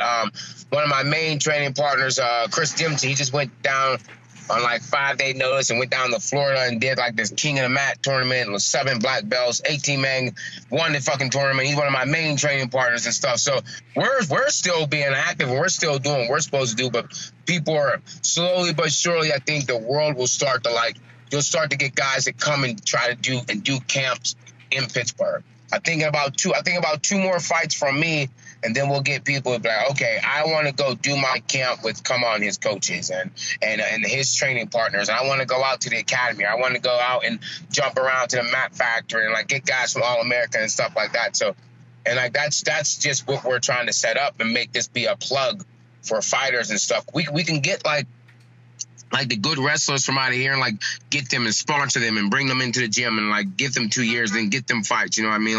Kind of like AKA. That's what AKA would do. You remember their TV show? They would get those wrestlers and they bring them in and they sponsor them. They take care. So if we get to a point where we can do that, it would be good. And I think we have a lot of people we can pull from all over and stuff. So it's just take a little time. And I got to just keep killing people, which I intend to do. Your brother was supposed to fight for Bellator not too long ago, right? Against Mike Kimball? That would have been a damn good opportunity for him. He was supposed to fight on the same card as John, and dude backed out, or he said he was injured or whatever. So, he's staying active. Everybody's staying active. We're just waiting. If any type of opportunity jumps off the hands, because right now, there's opportunities just popping up every fucking where. They're everywhere. So if you're willing, if you're in shape and you're ready to go, we always, John fought a week ago. He was back in sparring last night because you never know when an opportunity is going to pop up. So we stay in shape. We don't get fat. We don't get out of shape. This is basically what we do. And like I said, Nick Brown was in on Monday giving me work, and he just fought. Everyone takes a little time off, but then they get right back to work and stuff. So it's a good feeling. Like I said, I got my man Dom Mazzada. I think his fight got postponed a little bit, but he'll be trained. He's been training too, so it's a good feeling. We're all back on course. How do you see this all going down with Ottman next weekend? I love this fight. It has fireworks written all over it. How do we get this thing done? It's finished. He gets finished. There's a million. That's the cool part of MMA. There's a million ways to get finishes, but unless he runs from me, which I've had people do before in fights. Literally just disengage from action. Then I'll just sit there and maybe make some goofy faces, do some ignorant shit, flick off his corner. I don't know, whatever to try to piss him off. But if he doesn't engage, then I'll just win on decision or something. Make it embarrassing as possible. And then if he comes to fights, then I'm gonna finish him. That's what I do. Can I ask a favor of you, Khama? Yes. I need you to do more of these movie fight scene breakdowns as often as possible. You're like the 10th person to tell me that. It's so awesome. I watched it today. It was amazing. I got a new one I'm gonna do. It's for remember that movie Kiss of the Dragon with Jet Li? That's one of my favorite movies. And there's a fight scene where he fights this guy, and this guy has really wide kicks. So he moves the guy into the office where the office tables were, and he couldn't kick his wide. The guy kept jamming his leg. So I'm gonna break down that whole fight and why he did it and everything. So that's the next one. I just gotta find that clip and break it down and show it to people. You're seriously the 15th person, yo, that shit was hilarious. It was awesome. I was just sitting there. And I started doing it, and I was like, I should probably record this because this is hilarious. He needs to really understand when to grapple and when not to grapple. So it was funny. Oh, so there he goes. Craig lands Ice Cube lands right hand. Oh, now he's grappling again. Oh, now he's grappling again. Oh, now he's in the rear naked choke. He doesn't even know how to put on the rear naked choke. He like started grappling the guy. It's like 120 pounds heavier. I'm like, why? What are you doing, dude? And then he doesn't know how to defend the rear naked choke. He's just got the wrong arm. Oh, it's amazing. So if you guys haven't seen it, exactly. And Debo wasn't even choking. Khama breaks down funny. The fight between Craig and Debo from Friday, who's played by Ice Cube and Tiny Lister, aka Zeus from No Holds Barred. It was hilarious, but you gotta keep doing this like once a week if you can pull it off. Yes. I think I'm gonna do those. Keep going more of those. Keep people interested. And, do all kind. I might even do some anime ones, like break it down into cartoons. Some Batman ones. Make fun of certain things. Like there's all kind. There's also another scene from the Dark Knight Rises. There's a scene where where Bane tries to jack up Batman, and he like slips and dips, and Bane comes crazy. So there's a couple of different scenes I got in mind. I've watched them, and in my brain, I'm like, yo, if you would have done this, I would have been better. And now I'm gonna like actually just say it out loud over the video, and I think it'll be funny as hell, and people will like it. Yeah, it's brilliant. It's one of those things that like I can't believe I didn't think of doing, but you've done it, and now it's your thing. So it's like the dude from Barstool eating pizza. I'm like, man, you just go like I can't get enough of those videos. He just goes to places, takes like 3 bites of pizza, and he grades it, and it's brilliant. So simple. Yeah, it is. It's basic stuff sometimes. Seriously, if you want to get a good little chuckle, check out Khama Worthy's commentary for the Craig versus Debo fight from the movie Friday on his Instagram. It's absolutely outstanding. Go check that out. It's great. And hopefully he continues to do more of that. I think he's got something there. But best of luck to him next weekend against a very dangerous 155-pounder, a fellow dangerous 55er. Sean Brady is continuing to make a name for himself in the UFC. This guy's stock continues to rise. He's 13-0 overall. He's 3-0 in the UFC, and now he's got his first UFC finish under his belt. He's got a bonus, extra 50 G's, and now he gets to be on What the Heck for the very first time. I mean, this is just a banner 72 hours. I mean, this is just a banner week for Sean Brady. How about that? Check out that chat with Philly's own Sean Brady right now. Here it is. All right, let's check in with another big winner from this past Saturday night's UFC Vegas 8 event. We already spoke to one of the Performance of the Night winners. Let's check in with the other Performance of the Night winner. Sean Brady joins the show for the first time following his second-round submission win over Christian Aguilera over the weekend. Sean, how are you, man? I'm good, man. I'm home, happy to be home, out of quarantine, relaxing, just enjoying life a little bit. So I'm just sitting here with my dog. I can eat and drink and relax. So life is good, man. Life is perfect right now. There you go. You got your first octagon finish officially under your belt. You're now 3-0 in the UFC. How does it all feel a few days later? It feels great, man. I've been chasing that. Well, I've only had 3 UFC fights, but I've been dreaming about getting a finish in the UFC my entire career, you know. I've always known I had those finishing capabilities, and in the UFC, I had 2 decisions, which there's nothing wrong with that, but I knew eventually I need to start getting some finishes, and I just had to believe in myself, and I got around his neck, and I was like, all right, this is it, and I got it. So I'm just super happy to have that behind me now, and I can just focus on getting more finishes and just winning more fights. I was able to cover your UFC debut in Boston when, we were able to actually go cover it, when there were crowds and all of that. And hanging out with people. Yeah. You got this. Yeah. You got a really big win over Court McGee, a longtime veteran, was on the Ultimate Fighter.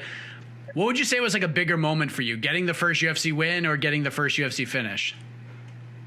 I'd say the UFC win, just because there's just so much build up getting to the UFC. There's no clear path to get to the UFC. It's not like college sports. Like you go through high school. If you're good, you play for a certain team, you play D1, whatever it is. There's no clear cut way to get to the UFC. So like I never even knew when I was going to get to the UFC, and I was finally there.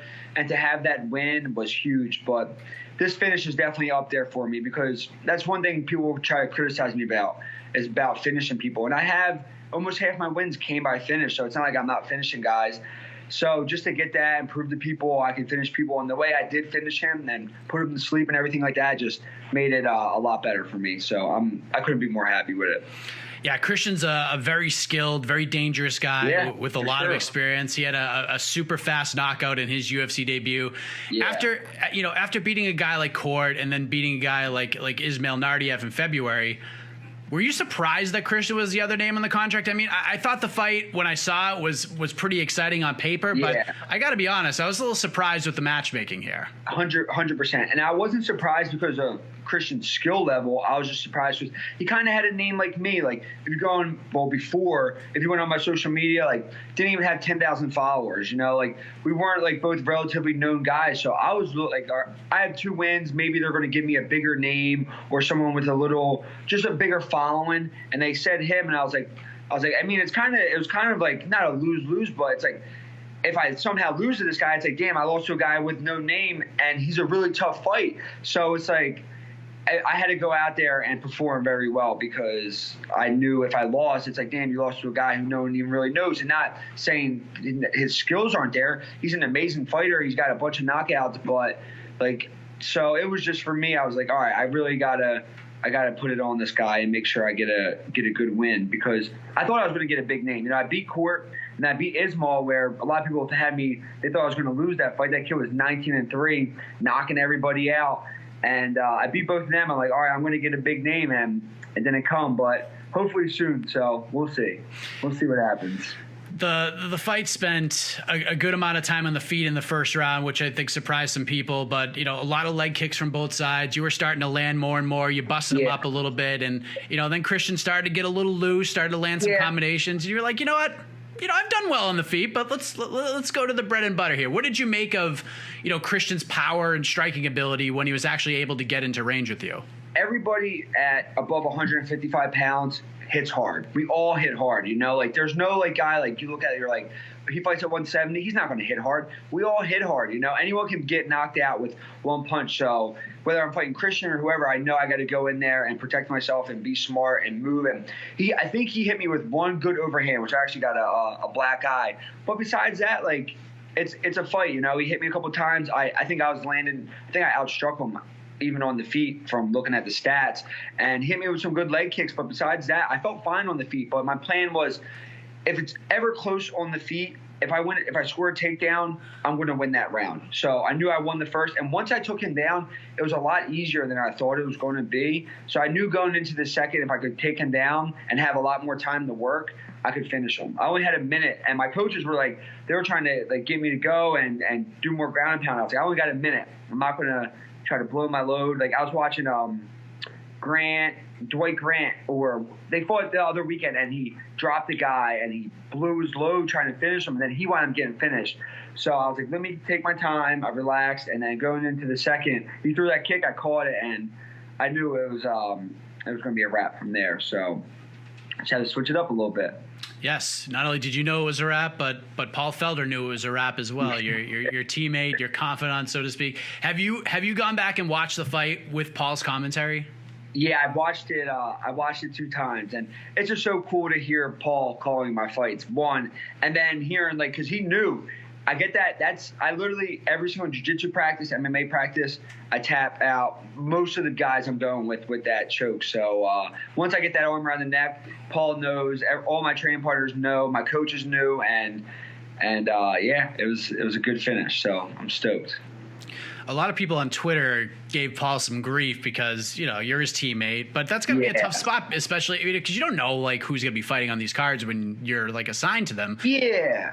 I don't think he was I listened to it, and I don't think he was. Christian hit me with a couple of strikes. It's not like he was like Sean's just beating his ass, he was giving Christian his props and doing a good job. So it's got to be a weird spot for Paul to commentate, and you got to do your job and try to not be biased, but Twitter's going to be Twitter, man. You got to Twitter and Instagram.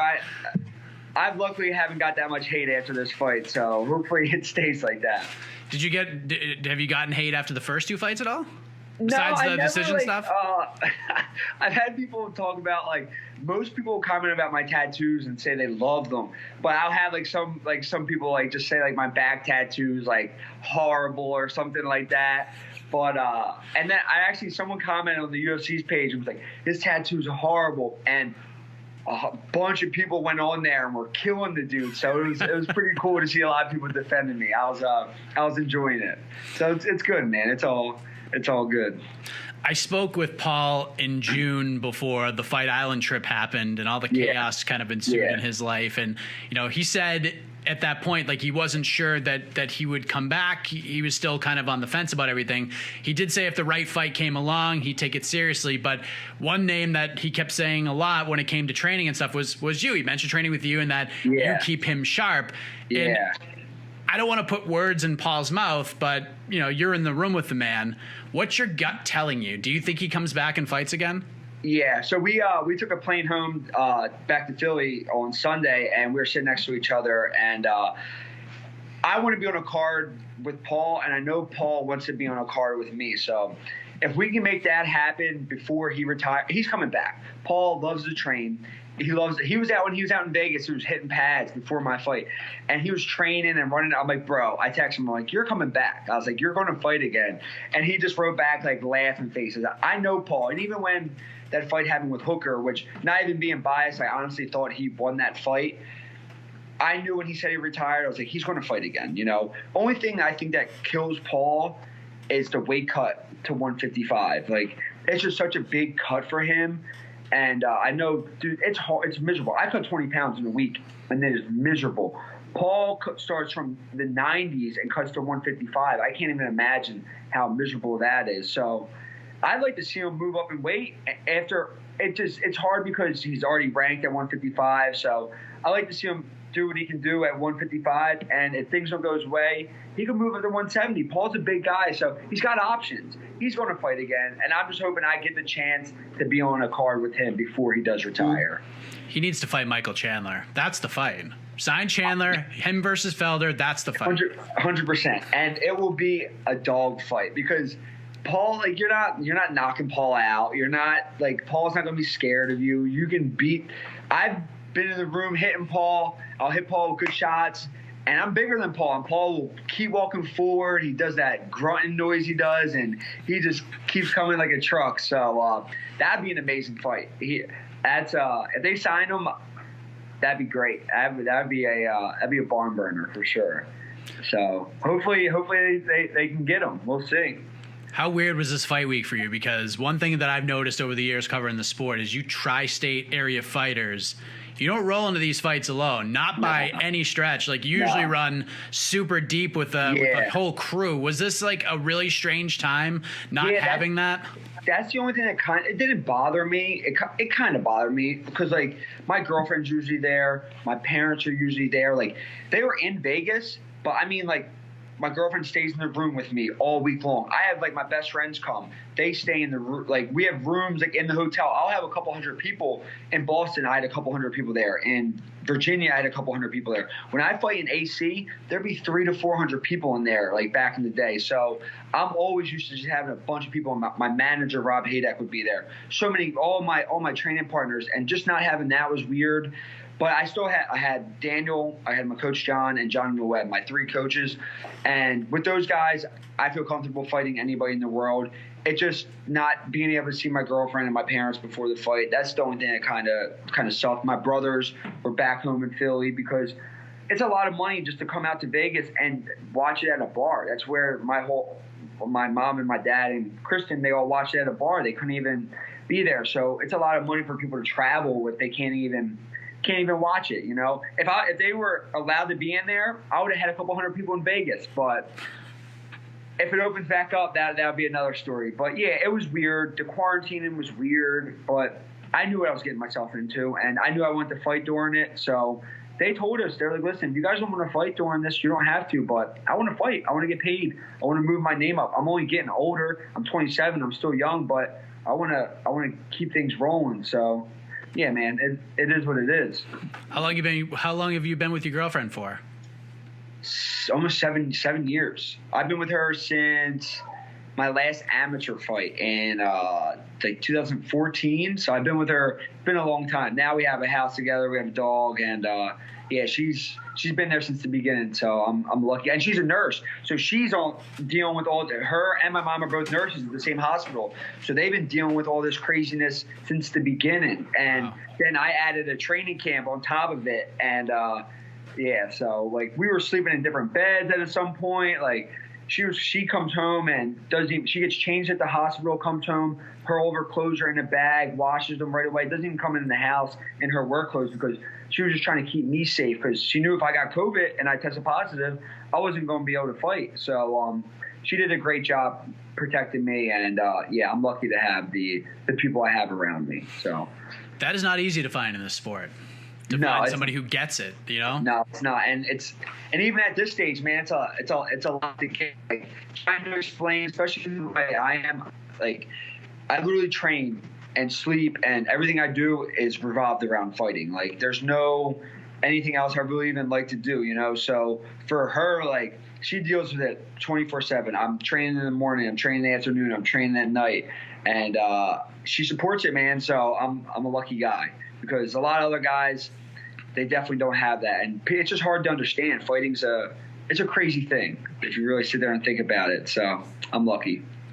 One thing Paul said before you guys had your post-victory chat is that, you know, this guy deserves a step up in competition, which I agreed with as well. And, you know, he was like, hopefully he's got a name locked and loaded. But, you know, you agreed that you needed a big fight, but you didn't have a specific name in mind. Are you not like a call-out kind of a guy, or was there just too much going on? You didn't have a name specifically?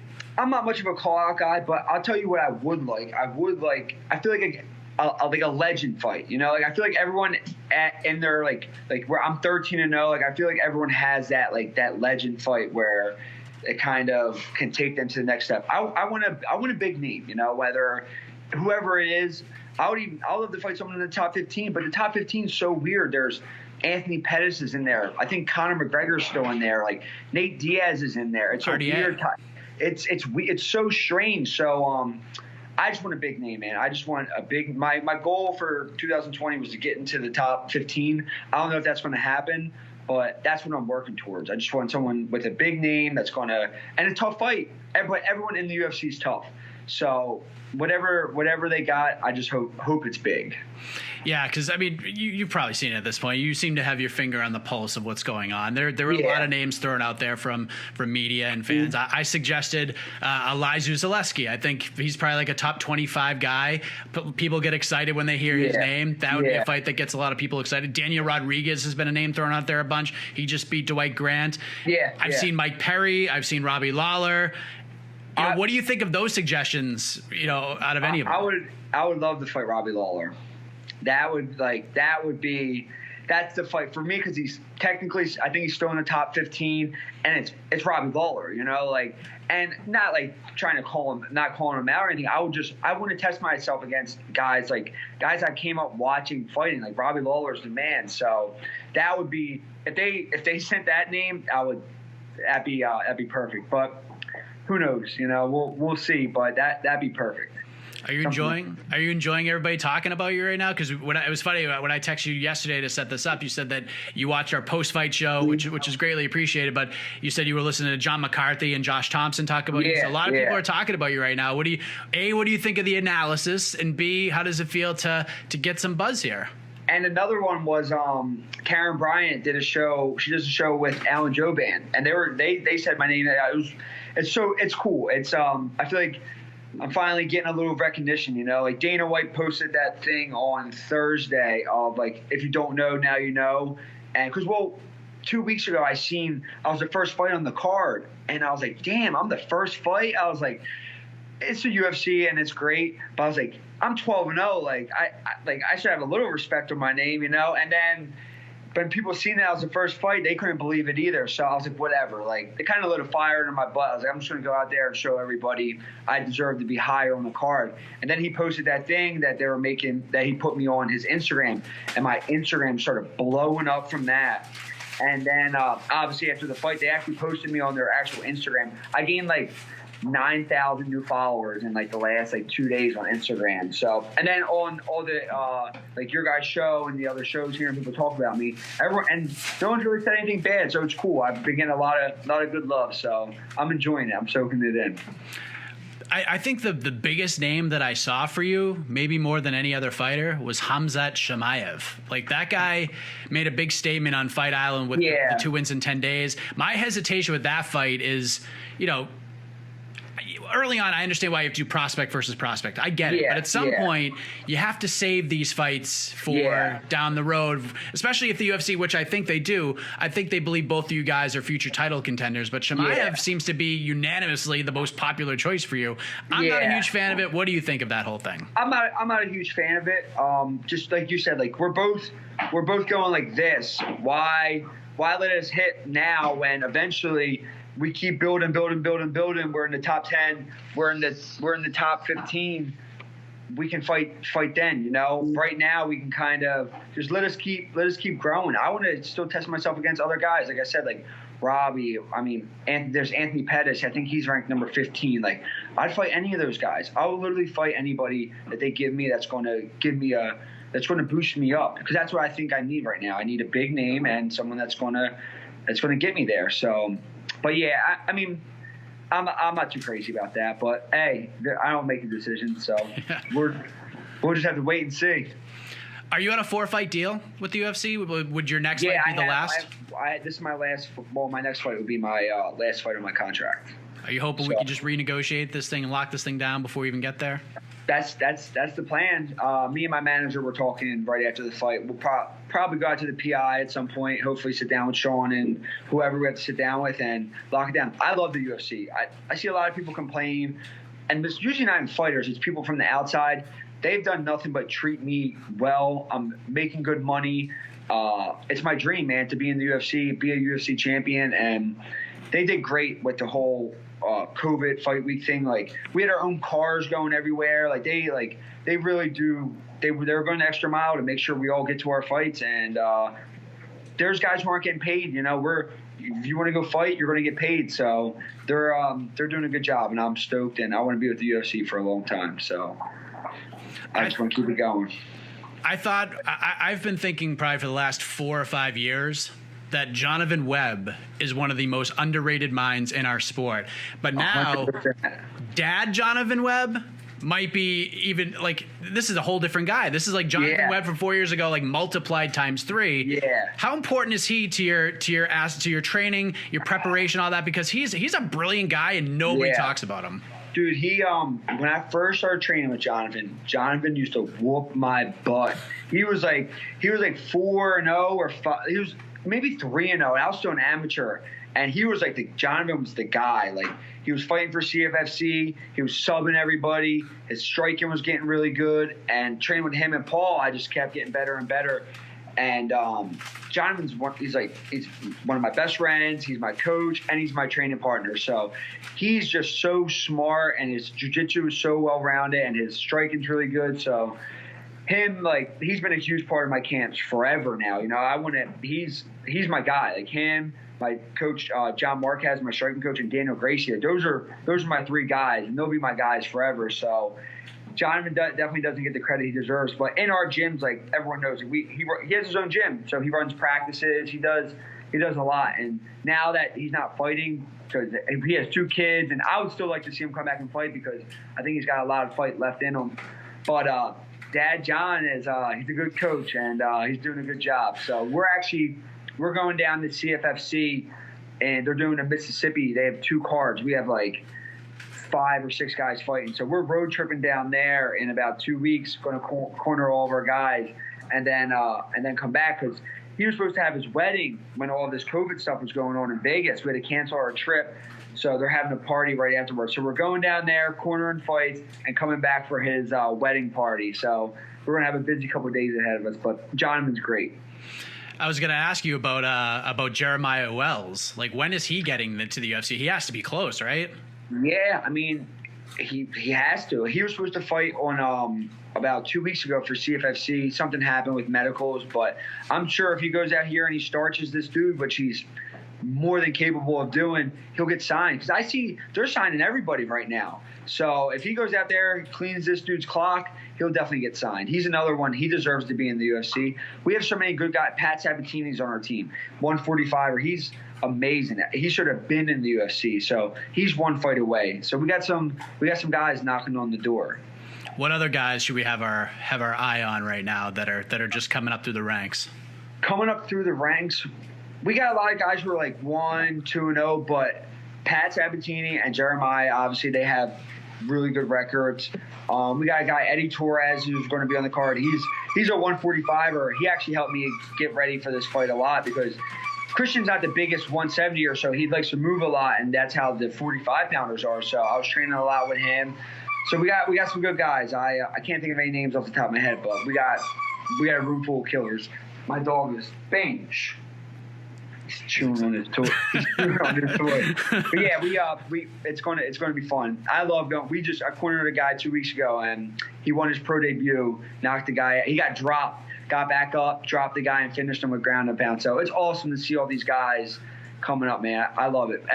Fighting's my life, so I'm always surrounded by it. What are we planning for the extra 50 G's here? Any plans for the extra coin?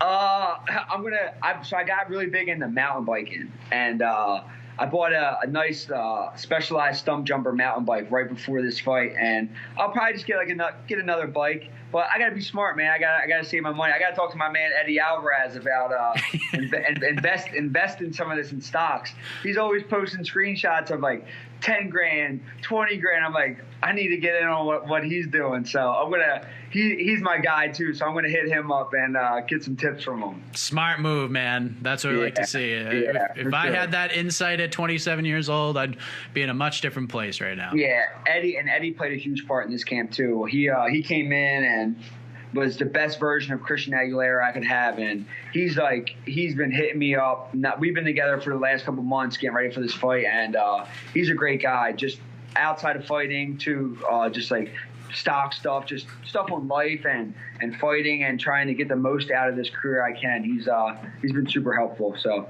between him, Paul, Jonathan, I'm surrounded by some great minds. Been high on Sean Brady for a very long time now. Bright future for him. And a great performance against Christian Aguilera. He definitely deserves to step up. He wants Robbie Lawler.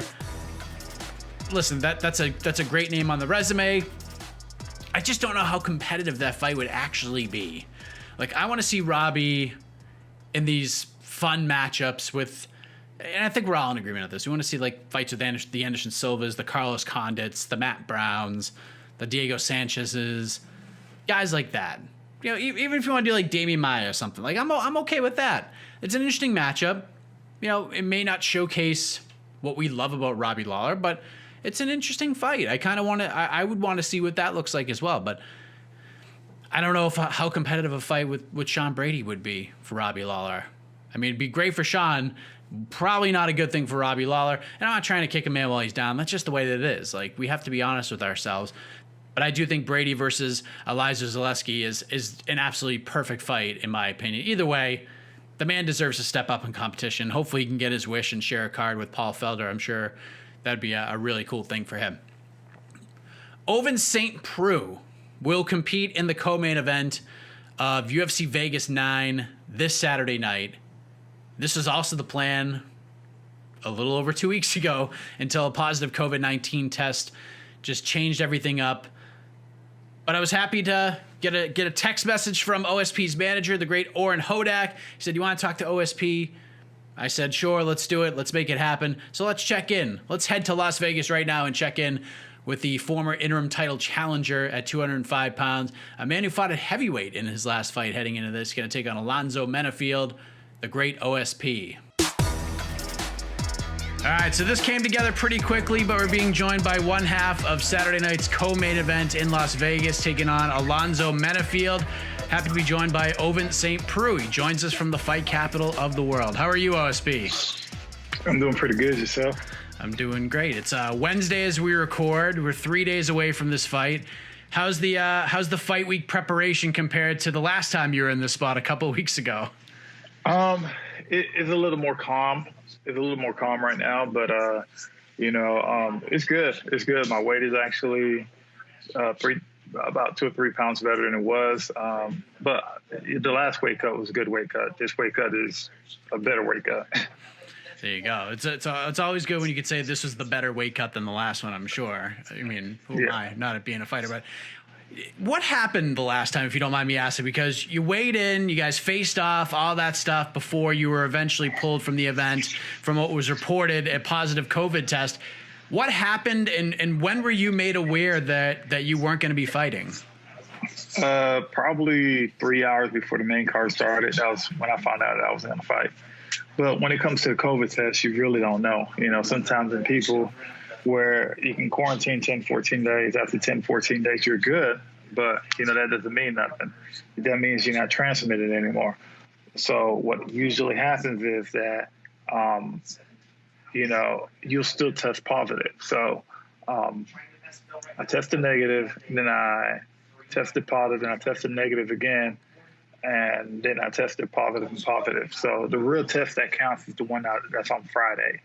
And, Friday when they tested me, I tested positive. They were like, the Nevada State Commission told me you can't fight. So they wanted to push it back to the following week. And I was like, look, I just carb loaded, had all the sodium back in me. But there's no way I'm going to try to cut all that out when technically this week supposed to be my water load week. But, we got to figure it out, got to push it back 2 more weeks. And everything right now working out thus far. So that's good. I mean, definitely a bummer, I'm sure, for you, but you were able to sort of get what you wanted, to get it pushed back an extra week. But, you want to get in there, compete, and make that money, and that's what this thing's all about. Were you compensated at least for the last one? Like, I know they turned you around quick, but and I know just sort of precedent that has been set that they'll give you like a little something, but then give you a fight like not far after that. Are you happy with how that part played out at least? I mean, given the fight was 2 weeks later, the only thing I wasn't compensated, but given the fight, it was 2 weeks later. That's the only thing I was happy about. So, was I upset a little bit? Yeah, but I mean, it's one of them things where I had to fight 2 weeks later. But I think about it as like, if it happens this week again, I was like, yeah, I definitely want to be compensated. So it's crazy because nobody really don't know anything about this COVID thing, and everybody's trying to wrap their head around it. Fighters, trainers are going through the same thing I'm going through, and I'm kind of like, I was just fortunate enough to get back, and my results came back negative. So, but I've been busting my ass. Even when I went home, I was supposed to leave on Wednesday. I left again on Sunday, and turned around and was training on, Monday, trying to get my butt like not back in shape, but just like make sure I'm maintaining really good. But hopefully everything goes smoothly this week. Right now, it's crazy. I try not to think about it because me thinking about it is me trying to have some type of form of control over it. So my mentality has been that of F it. Yeah, that's the best way to do it. There's nothing you could do. It's nothing like you planned for or anything like that. It's not like you injured yourself or anything like that. It's kind of just like a weird thing that we all have to deal with right now. And the mystery is, sort of outweighs everything else. You know what I mean? It was pretty difficult, stressful, because as fighters, like, you just can't tell a fighter, like, okay, you got to fight to get prepared for, and you got to stay quarantined at the same time. Like, a fighter's going to look at you and be like, no, that's not happening. You're going to need to push yourself. You're going to need to actually do your strength and conditioning, do your training, whether it is, jiu-jitsu or whatnot. You're going to need partners for that. But people don't understand sometimes, like, with fighters, having that 6 feet distance is damn near impossible. It's damn near impossible. I mean, it's just like, and then when you have a fight to get ready for, all you can do is just like, well, I'm going to bust my ass during the training camp. But I hope I don't catch this. So, just a fortunate situation. It's just one of them situations I caught mine. So to be honest, the way it was going over the summer, I was like, man, like 2 months ago, I was like, man, I wish I can catch COVID and just get it out the way. And, mine was just 2 months too late. Did you feel any effects of it at all? Like, were you feverish? Did you have any, things that people are talking about? Because everyone's COVID case is different, and I feel like everyone feels like they've had it at some point. Yeah, everyone is different. No, I didn't feel it at all. It was crazy because, my trainer's wife, she was traveling with her family, and she was like, yeah, I'm going to go get COVID tested. And I was like, okay, cool. I haven't went since my fight. And I was like, oh, you know what? I'm going to go. She went, hers came out negative, mine came out positive. And I was like, wait, hold up. I have no symptoms at all. I had no symptoms. Like, I think I had a fever of like 101 for I think it was like 1 o'clock in the morning. I checked my fever. It was like 101. I woke up at like 8 in the morning, and it went from 101 to like 97. And later on that day, I went on a hour and a half mountain bike ride, and then ran 4+ miles that night. So that could have been the symptom, but other than that, I didn't have anything. No loss of taste, smell, nothing. It's crazy, man. What else is crazy is the last time we saw you fight, it was at heavyweight against Ben Rothwell, and when you hit the scales and the guy from the commission's like 240 pounds, I'll be honest, Ovince, I was like, this is going to be your home for a while. He's going to be a heavyweight for the near future. But here we are, right back to 205. You're saying this weight cut is better than the last one from a couple weeks ago. Was that always the plan to go back to 205? Or, once you got on the scale and you didn't have to cut all that weight, you heard that 240 number, was there a possibility you might stay up there? I mean, like I said, if an opportunity presents itself that the fight is right, I'll definitely, make that jump up to heavyweight. But as of right now, it's just like the past, I think, month now, I've been walking around under 225. So, I came in yesterday and I was around 220. Woke up this morning, I got like 10 more pounds to cut. So 10 more pounds in 2 days is nothing. I usually come in heavier. But when I come in lighter during fight week, especially a lot of I've been coming in the 2 weeks and this week has potential bonus written all over it. Were you surprised that you hit the 240 mark? Did you know that was going to be the number? Or when you heard it, were you like, oh my God, this is crazy? I mean, I was legit probably about 237, 238. But I've been heavier than 240 before. I've been, there's times when I completely let myself go. I topped off. One time I think I topped off at like 254. And I was like, you need to get yourself back in check, and, started, cutting back on my late night rendezvous. I think we've all had that conversation with ourselves at some point. Oh, yeah. I like this fight with Alonzo. He's a guy that's coming off the first loss of his career to Devin Clark at UFC 250. He's a young, very powerful guy, but I feel like that fight with Devin was something he truly needed at this point in his career, because all he had done before was just knock guys out super fast. Now he was tested. That dog was kind of brought out of him a little bit. Did you take anything away from Devin's performance to sort of prepare you for this one, or did you not even really pay attention too much to it? Nah, not necessarily. I mean, to be honest, he just grinded it out. He's just one of those guys that, Alonzo thought he was just going to fold and put away. And, Devin was like, he got rocked in the first round pretty hard.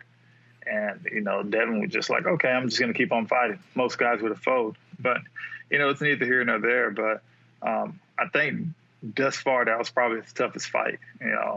Even and experience goes a long way. Devin fought a lot of, good experienced guys too. But Menifield, he's still young in the game. I think he's still got a lot to learn. So, it's different. And I'll say it'll be different with me too, just because pretty much well-rounded everywhere. My wrestling is pretty decent. My jiu-jitsu is pretty good. My striking is actually pretty good too. And, I have power too, and I can do it with my hands and I can do it with my feet. I think one of the first times I fought Shogun, people was like, well, Shogun had more power than I did, and I kind of figured that out pretty quickly. The narrative surrounding this fight, I'm sure you've heard it already, is that, this probably isn't going to go the distance. If it stays standing, it's his fight. If you get to the ground, it's your fight. And anything can happen in a fight. Like, once that cage door locks, it's a shoot. Whatever happens, whatever openings are there, that's what happens. But is that a fair, I guess, general assessment of this fight? I mean, what's funny about that is like people be like, hey, if he stays standing, it'll be his fight, Alonzo's fight. If it goes to the ground, it'll be my fight. I mean, when I first got into it at UFC, like everybody was saying, oh shoot, Vince is a striker. We got to get him down to the ground. And it's just like because I was putting my hands on people. Now it's just like, his striking is not that good. People forget, like, I've knocked people out. My last fight, Ben Rothwell at the heavyweight division has never been knocked down. I knocked him down twice, and I'm coming up from a weight class. So, I mean, if I touch you, I can put you down. And if I touch Alonzo, I know I can put him down. So it's just a fact. And, Alonzo is, I'm not taking nothing away from Alonzo or whatnot, but, some of the guys that he ended up knocking out, I can do probably a better knockout than that. So how do you get this done? I mean, you've done this so many times at this point. Do you even sort of envision that point of these fights anymore, or are you just we're past the prediction stage at this point in our careers? Past the prediction stage. I mean, to be honest, like so much scenarios running through my mind and whatnot. It's just like if I tell you how I want the fight to get done, I'll do it somewhere completely different. So to be honest, I'm just gonna go in there and fight my fight. The way I've been feeling lately, the way my striking been feeling lately, my transitions and everything. I'm not, what's the word I'm looking for? I'm not pushing and pulling as much as I used to. I'm not forcing nothing.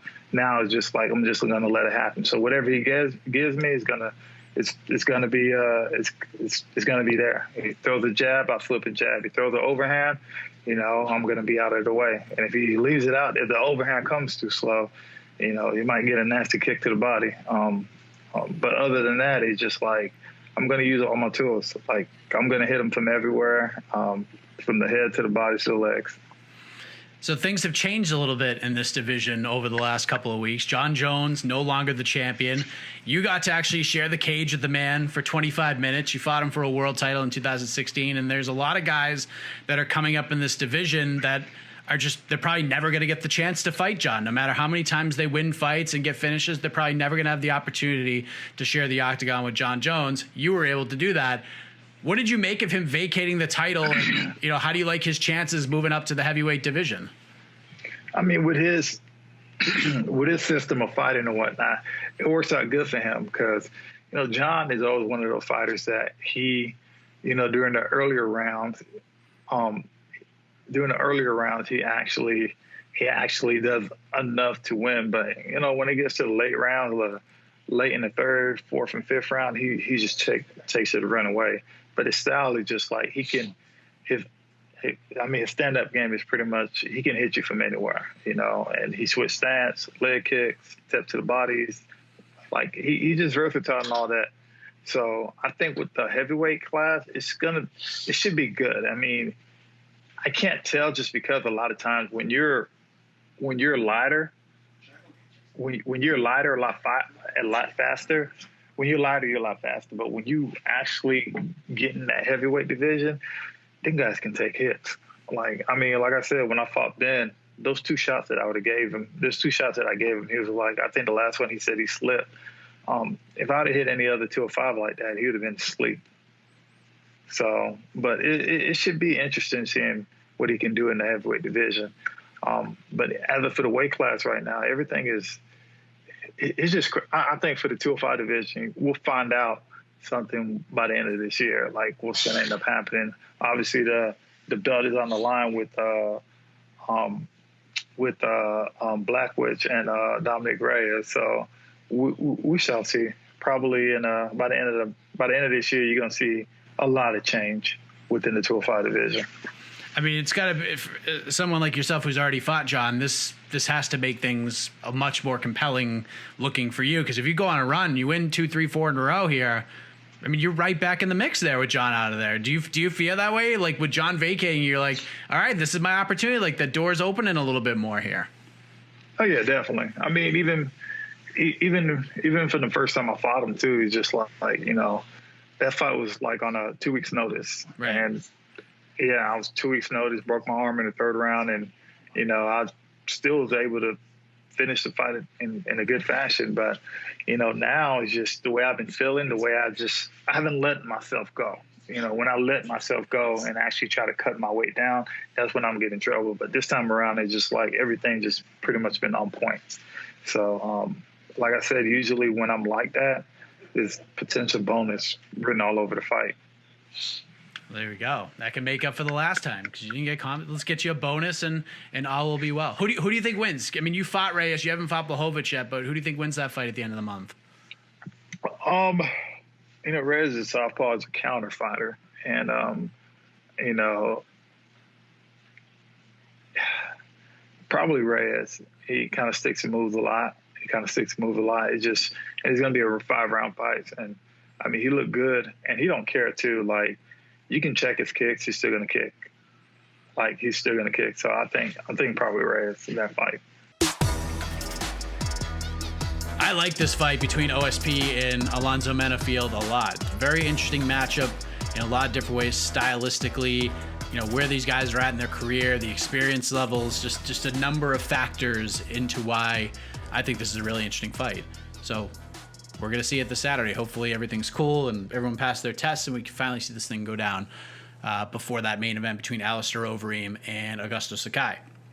As we head to our final guest of the show, in a rematch from 2014 under the Invicta banner, Roxanne Modafferi is going to try to make it 2-0 in her series against my guest of this time, Andrea KGB Lee. KGB trying to avenge a loss and try to get back to her winning ways. She's lost her last 2 fights, very close fights, especially her last one. A lot of people thought she beat Lauren Murphy, but let's check it with KGB Lee right now on What the Heck.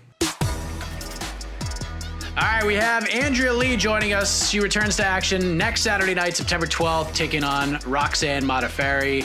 Andrea, how are you? Good to see you. Doing good.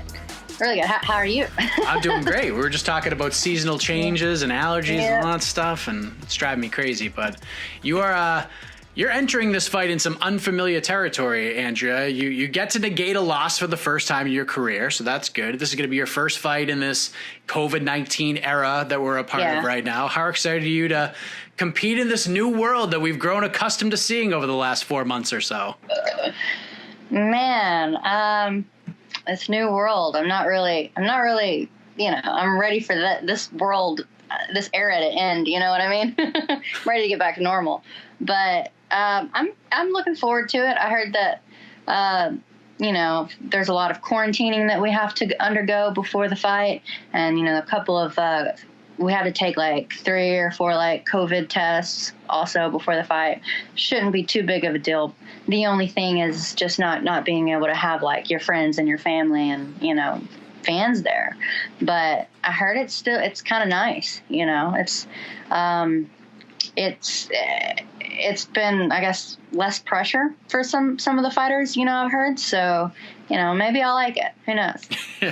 This is also the first time in your career that you're entering a fight on a losing streak. This has never happened before. But, let's be clear, everybody. These were close split decision losses. A lot of people thought you won the Lauren Murphy fight, but it is what it is. Yeah. I mean, does it feel any different this time around, knowing that you're in this sort of weird spot in your career that you haven't been in before?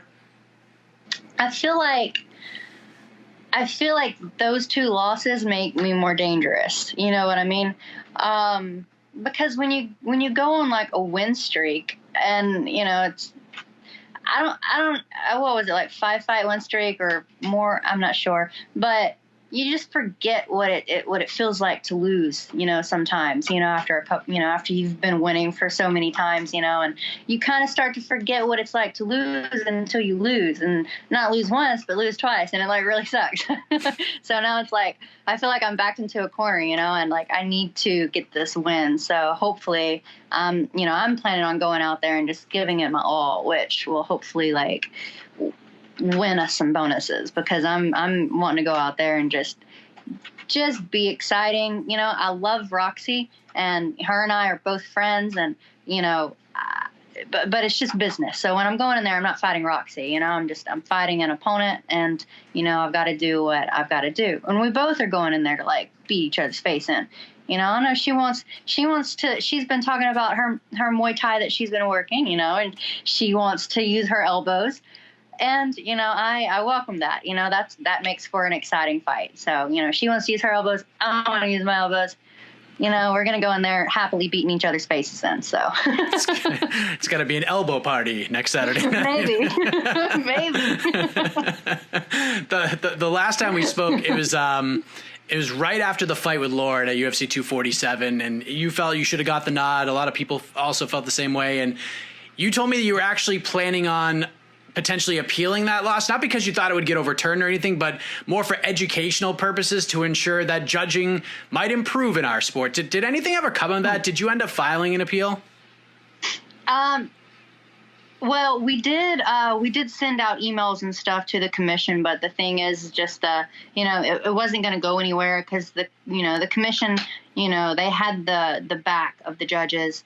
And I feel like there was quite a few other fighters that were trying to appeal the decision as well, and nothing ever came of that either. So it was just kind of like, you know, a dead end road. So it's just kind of like, you know, you take it and just move on. And that's what I did. I mean, you know, these things happen, you know, in fights. It's just, you know, you want the judging to be a lot more fair. You don't want it to seem like it's just really biased, you know, when you go into someone's hometown and fight them, and then it feels like, even though you know that they lost the fight, they get the win because you know, they're the hometown, you know, favorite.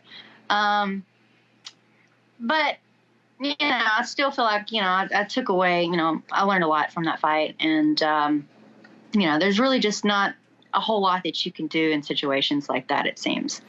You know, I mean, it's very rare that you can get anything overturned, but like you said, I wasn't trying to get it overturned. I was just trying to make a point, you know, and hope that, you know, maybe in the future, you know, judging would be more fair. Yeah, the Texas Commission took a beating that night between. There's at least 3 fights that were very questionable in terms of the decision. But you know, this is going to be your first time fighting in this COVID empty arena era. But you know, we've all been experiencing this very strange time in our lives with the world essentially being shut down and then slowly reopening. And you know, you're a mom, so having to play that all-important, all-encompassing role of parent during this crazy time, that's a little difficult as well. How has this time been for you over these last 6 or 7 months? It's really weird. Like, I feel like I'm in my own little world. I'm in my own little bubble. You know, all the people that I hang out with, you know, are you know, we're all in the gym. You know, we train all the time. And I'm not used, when I'm with them, like, we're not like wearing face masks when we train, you know. I mean, that's absolutely ridiculous. I mean, we're sweating all over each other, blah, blah, whatever, you know, we're punching each other in the face.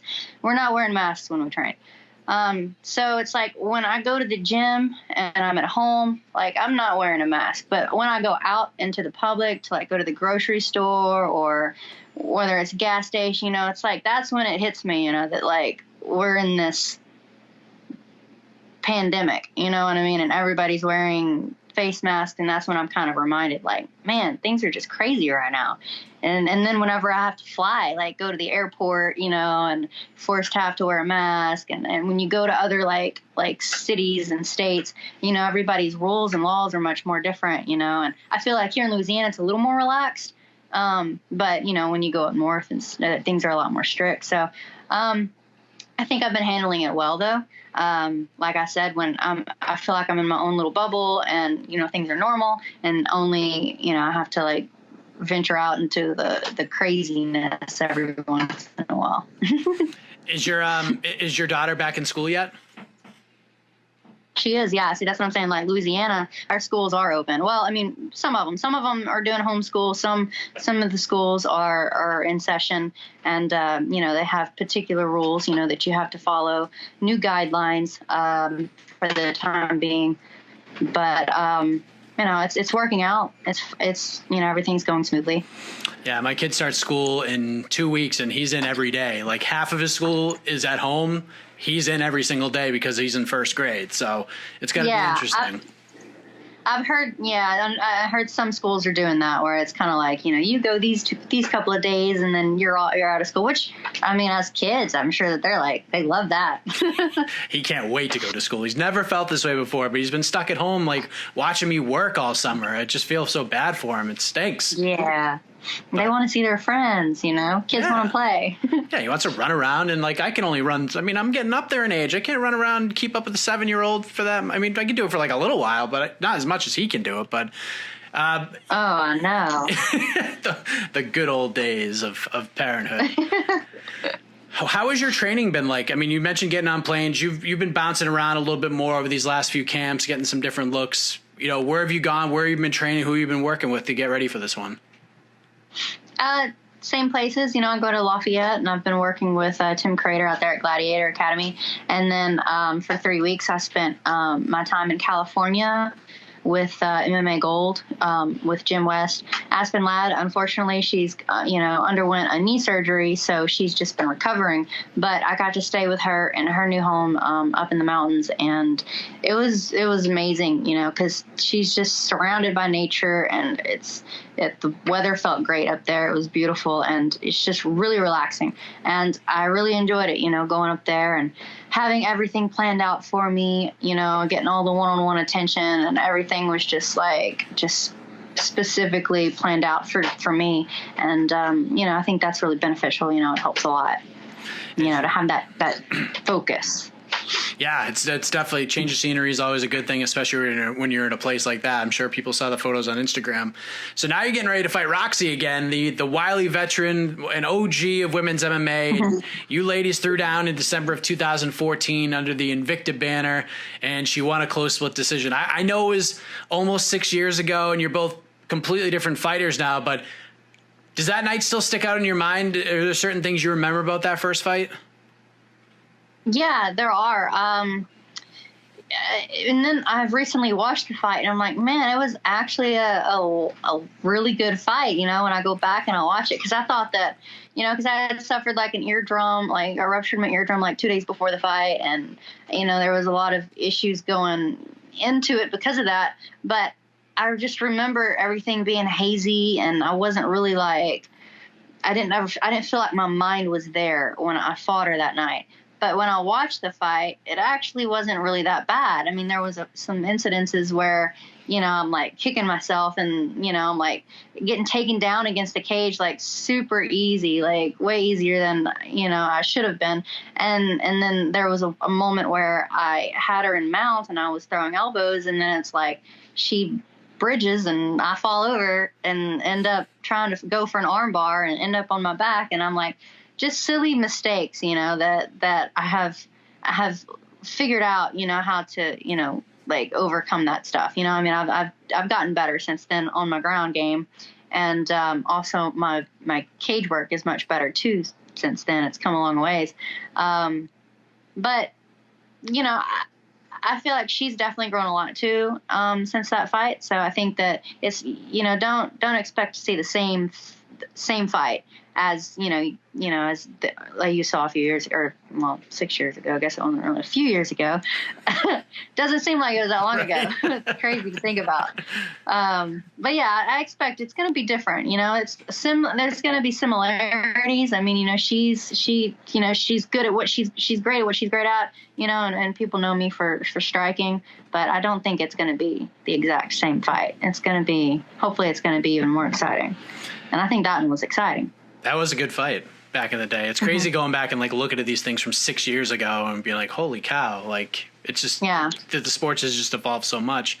Fighters that I've talked to, they look at the avenging a loss thing in different ways. Like, some are just absolutely fired up about it. Like, I can't wait to get this one back. I need to avenge this loss. And others just don't really care that much. It's just another fight. What side of the fence are you on? It's not about avenging anything for me. It's just going out there and getting a win, getting back on the win column. And, it's just about, like you said, the next fight. You know, I'm not a vengeful person anyway. So I'm not really, I'm not sore about it. You know what I mean? I'm not really sore about my loss against Lauren Murphy. I'm not really sore about any of my losses. I hate to lose, you know, and I look forward to rematching, you know, but it's not ever about really just getting that win back and proving myself or redeeming myself, you know. I don't feel like I need to redeem myself. All those fights were good and they were close, you know, and it is what it is. You know, I lost because of someone else's opinion. you know. I remember a specific interview we did earlier this year. It was the afternoon of UFC 246. It was just hours before Roxy fought Macy Barber. And you were on the program that I was doing back then, and you predicted that Roxanne would beat her. And then, like, as the fight was playing out, you shoot me a text and you tell me, Roxy, told you so. And we were kind of joking about her being so nice in that moment, that whole, like, I'm sorry, I respect you, Macy. Boom, elbow to the head. Like, but one thing that really stuck out to me is you're like, I would have done things differently. What would you have done differently in that spot? Well, I mean, I feel like, and you know, and it's nothing towards, you know, Roxy or Macy. I mean, it's just like I said, it's just another opponent when you're in there and you're facing them. But to me, you know, I feel like I would have taken more advantage of the fact that she was injured, which I feel like a lot of other fighters probably would. Roxy took it down to the ground, I feel like, because it kind of leveled the playing field in a way, maybe, because you could tell that Macy was kind of struggling on her feet. And if Roxy had been like throwing some leg kicks, I mean, I think the fight would have ended a lot sooner. You know, I really think the ref probably would have stopped the fight just from some leg kicks alone, because she couldn't stand on her 2 feet. You know, she kept kind of falling over because her knee was jacked up. So I'm saying I feel like I would have taken more advantage of that. Just like when a fighter splits you open, like if they see blood, you know, and they see you're split open right there, they're going to keep attacking that area because they want the ref to stop the fight. They want to cut you open. They want to make it worse, you know, so you can't see out of that eye, and the ref will stop the fight because the cut gets worse and, you know, you just can't continue on. So that's just what I mean. I feel like Roxy was nice to Macy, and, you know, she let her finish the fight. That was obviously a huge win for her. She was like one of the biggest underdogs that you could possibly imagine. I thought the lines were just so wildly off on that fight. I kind of wish that, you know, I wasn't covering the sport. I would have threw a few shekels on Roxy and, you know, I would have won a couple of bucks. But, you know, her popularity sort of leaped in this whole new level after the fight. And then she runs into Lauren Murphy and she got beat via decision. No controversy there. I thought Lauren won the fight pretty handily. Did you watch that fight? What did you think of it? And did you learn anything from Lauren's performance? I have watched the fight, and you know, I feel like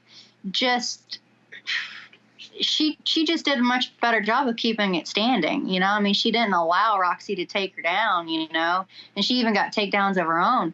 I feel like, you know, she played a smart game plan. She kept it standing, and, you know, and that's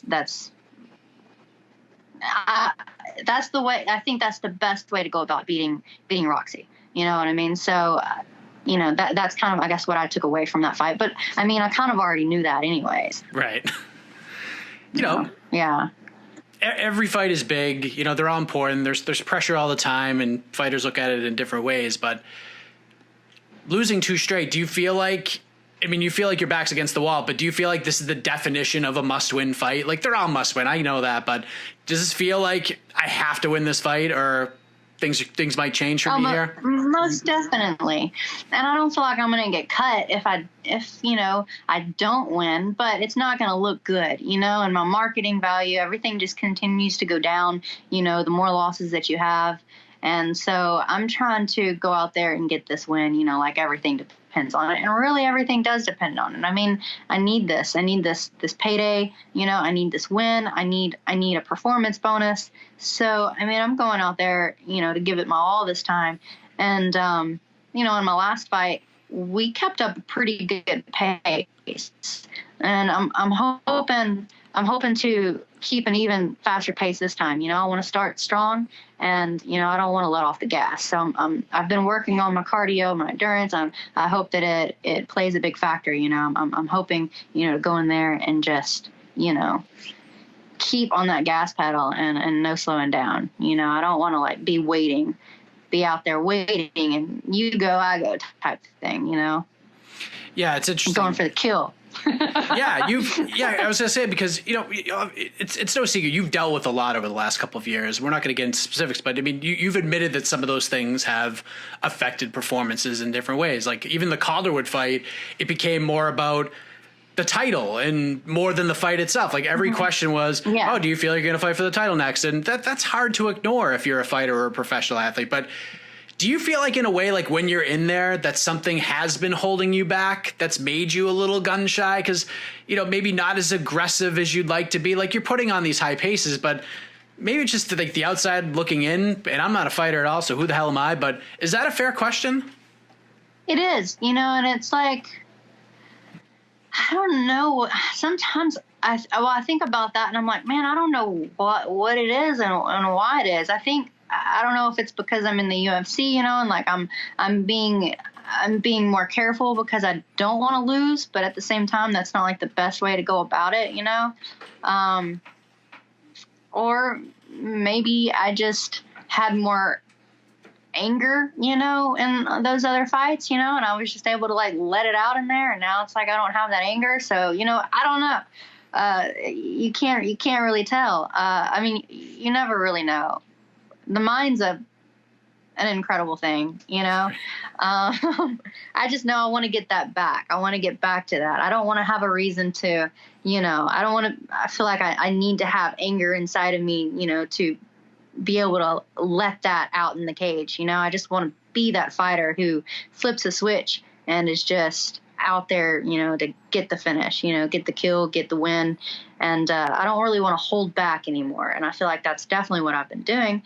And whatever, you know, reason it is, I'm not really sure, but I've been working on that mentally and been trying to like talk myself, you know, into just getting back to that and thinking I'm going to go in there and I'm going to be my old self. Nothing's going to hold me back, you know?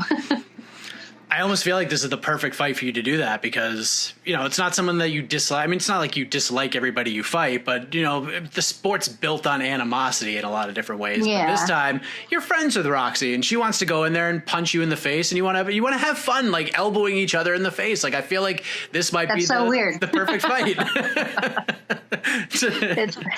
It's weird. It's not weird, but I mean, like, it is weird when you look at it that way. You're both friends and you want to go in there and elbow each other in the face. So, you know, it's funny, but you're right. And then not only that is also fighting her also kind of reminds me of that era, you know? So, I mean, maybe it will help, you know, maybe it'll help in a sense. There you go. It's a little bit of a throwback fight. So yeah, it's crazy that you haven't had a finish in the UFC yet. Like I thought you had one, and I went and looked back at it today, and I was like, oh my God, she still hasn't had it. Like, and you've tried like hell. It just hasn't happened yet. Like, and if you finish Roxanne, like this would be the first time anybody's finished Roxanne since like before you guys fought the first time. Like she was on the Ultimate Fighter in 2013, and that finish didn't even count on her record. That was the last time she's been finished. Is this the time where both of those streaks come to an end? I hope so. I mean, man, it's kind of hard to say that, you know, you're going to go out there and finish someone who's never been finished. It's still really hard. But she did get rocked in her fight with Lauren Murphy, and I remember that. I can't remember if it was the first or the second round, but she did kind of wobble her. And I don't know, maybe I'm hoping maybe I can go out there and do that. You know, I mean, Lauren Murphy and I, we traded from start to finish, you know, and neither one of us rock each other. I don't know. Not like that though. You know, so I'm hoping to go out there and maybe that'll happen. I mean, I want to get the finish no matter what. I'm fighting for a finish, and I'm going to fight and, you know, I don't want to accidentally like get like hasty and then put myself in a bad situation, you know, because that sometimes can happen. But I do want to go out there and I want to fight for a finish and, you know, impress, you know, the people that matter and get a bonus. There you go. Do you know where this fight, like when this fight's at? Like, I know it's happening next weekend, but the cards, because of this COVID era, sometimes they take forever to actually like put them all together. Like, we know what the main event is, but as it looks right now, it looks like you and Roxy are the co-main event. Like, is that the case? Do you know if you're the co-main event, or has that not been decided yet? I'm not really sure. I saw that too. I think it was like what, the co-main event, like the co-main before the actual main card, or the co and the main. I'm not 100% on that. I think that's pretty awesome, you know. But as far as you know, being definite and certain about that. I don't really know. I feel like everything that always changes. You know, I always see myself like higher up on a card, and then it's like when I get there, it's changed, and you know, I'm not exactly where I thought I would be.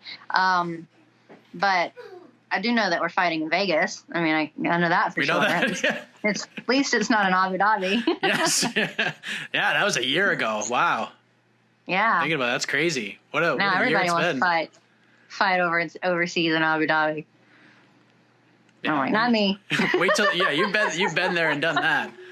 That whole thing was nuts. Just watching the Fight Island thing play out. It's just weird not seeing the crowd. I don't really notice it that much, not having a crowd. I think the one time I really noticed it was when Stipe and DC fought a couple of weeks ago. Then I noticed that there was no crowd. It just felt like something was missing the entire time, you know? Oh yeah.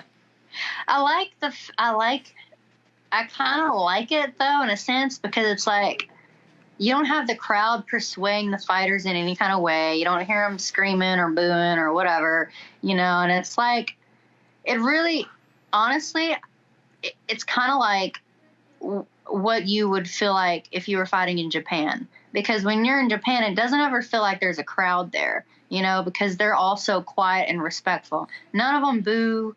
None of them, they hardly even clap, you know. If they applaud, it's like, you know, silent applaud, you know, and then afterwards they greet both fighters, you know, and they take pictures with them, you know, and they're great, you know, they're just grateful, you know, that the fighters are there performing for them, you know, and it's just a lot of respect. And I feel like that's kind of like what it feels like, or not for me, but I mean just from watching it on TV, because it's so quiet and you can hear everything. Because I've been to Japan, I cornered my friend Andy, and I've seen her fight a couple of times over there, and it's just insane how quiet everything is. You know, you can hear a pin drop. It's like you don't want to be too loud when you're cornering, and you don't want to say a cuss word because everyone can hear it. And even though you want to get like excited and you're like anxious and you're wanting to yell to the fighter, it's like it's almost too loud. I don't know, your voice carries, you know, when it's that quiet. I don't know.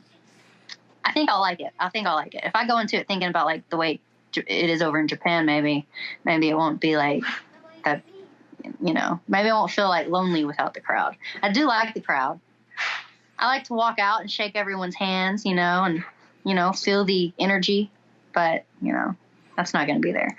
I don't miss the wooing at all. I'm glad I don't have to hear that every single fight, every 5 seconds. I know. Woo, woo, woo. I mean, come on now. I mean, we have another beer. Woo, relax. or boo. Yeah, man. I know. Yeah. I know. I'm not, you know, and then I really think that it's probably helped the fighters, you know. I mean, the fights have been really exciting. Yeah. They have been a lot more exciting. I don't know why. I mean, I don't know. Yeah, I mean, they're exciting sometimes, you know, but it's like every fight has been exciting, I feel like.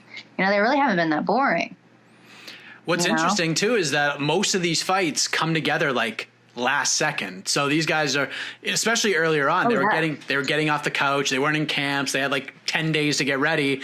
And then they just let out whatever energy they had in those moments. So these fights are ending quickly. Your fight, I mean, this fight with Roxy's been in the works for a while. So it's a little bit of a different scenario. Yeah. And plus there's a smaller octagon in the Apex as well. So it's kind of a throwback to that as well. It is. And speaking of that, I mean, my boyfriend just fought, you know, his UFC debut on 4 days' notice against Kai Kamaka on the DC card. And he was the first fight of the night, and they ended up winning fight of the night bonus. He's your boyfriend? He's your boyfriend? Mm-hmm. I had no idea. Tony. I know. Yeah. Tony Kelly, yeah. Yeah. Good for him. That fight was awesome. He's booked again, isn't he? Yeah, he's booked again. And the thing, like you said, coming off the couch, like he came off the couch. It was so funny. It was like playing Call of Duty, and then he gets the fight offer, and then he's like, okay. He's like, I got to cram some cardio. I got to get some people to work with me. And he did some Tabatas, you know, preparing. And, you know, I was really impressed. I was more impressed, honestly. I was so shocked because he was able to go out there and like push through, you know, 3 5-minute rounds. It's so hard, especially when you haven't been in a fight camp and you've only had like maybe a week really to like push yourself and get ready. And, you know, I couldn't do that. But that's why they earned fight of the night. Hell yeah. You know, and inspiring. I mean, I want to get fight of the night again, you know? He won fight of the night on his debut, and I won fight of the night on my debut. See, it's kismet. Everything's lining up here. That fight was awesome. Yeah. That was a great fight. Andrea KGB Lee, ladies and gentlemen, as she puts a bow on another edition of What the Heck. Pretty excited about that. Like I said at the top, I'm just not feeling that great. It's just, I don't think it's the Rona. I can see the comments now. You got the Rona? No, I don't think it's the Rona. This happens like every year around this time. It's just the Massachusetts seasons. Like, especially if you don't live in New England and you don't like experience seasons, it's cool, but man, it can beat the hell out of you. And it does that to me for like 3 or 4 days in a row, like right around this time every single year. But I'm done with the complaining and the whining here. But big thank you to all of you for checking out the show as always. Really appreciate it. The UFC train is not stopping anytime soon. We talked about that. They're going straight through to this December every weekend. Next week in general is just gonna be crazy in this sport because we got Contender Series on Tuesday. We got the UFC on Saturday. We got 2 Bellator events next week on the 11th and the 12th. I mean, just tons of MMA action. So if you're an MMA fan, it's been a rough year, but things are just not slowing down at all. And it's a beautiful thing. So buckle up and get ready for that. But that's it. The ranting is over. Big shout out to the returning E. Casey Lyden and Esther Lynn. And a thank you for their help with the production and the graphics. Big thank you to the guests. And of course, all of you guys and gals who check out the show on YouTube or on the site or via the podcast network. It means a lot. I appreciate it very much. But as always, friends, remember to have a heck of a week, everybody.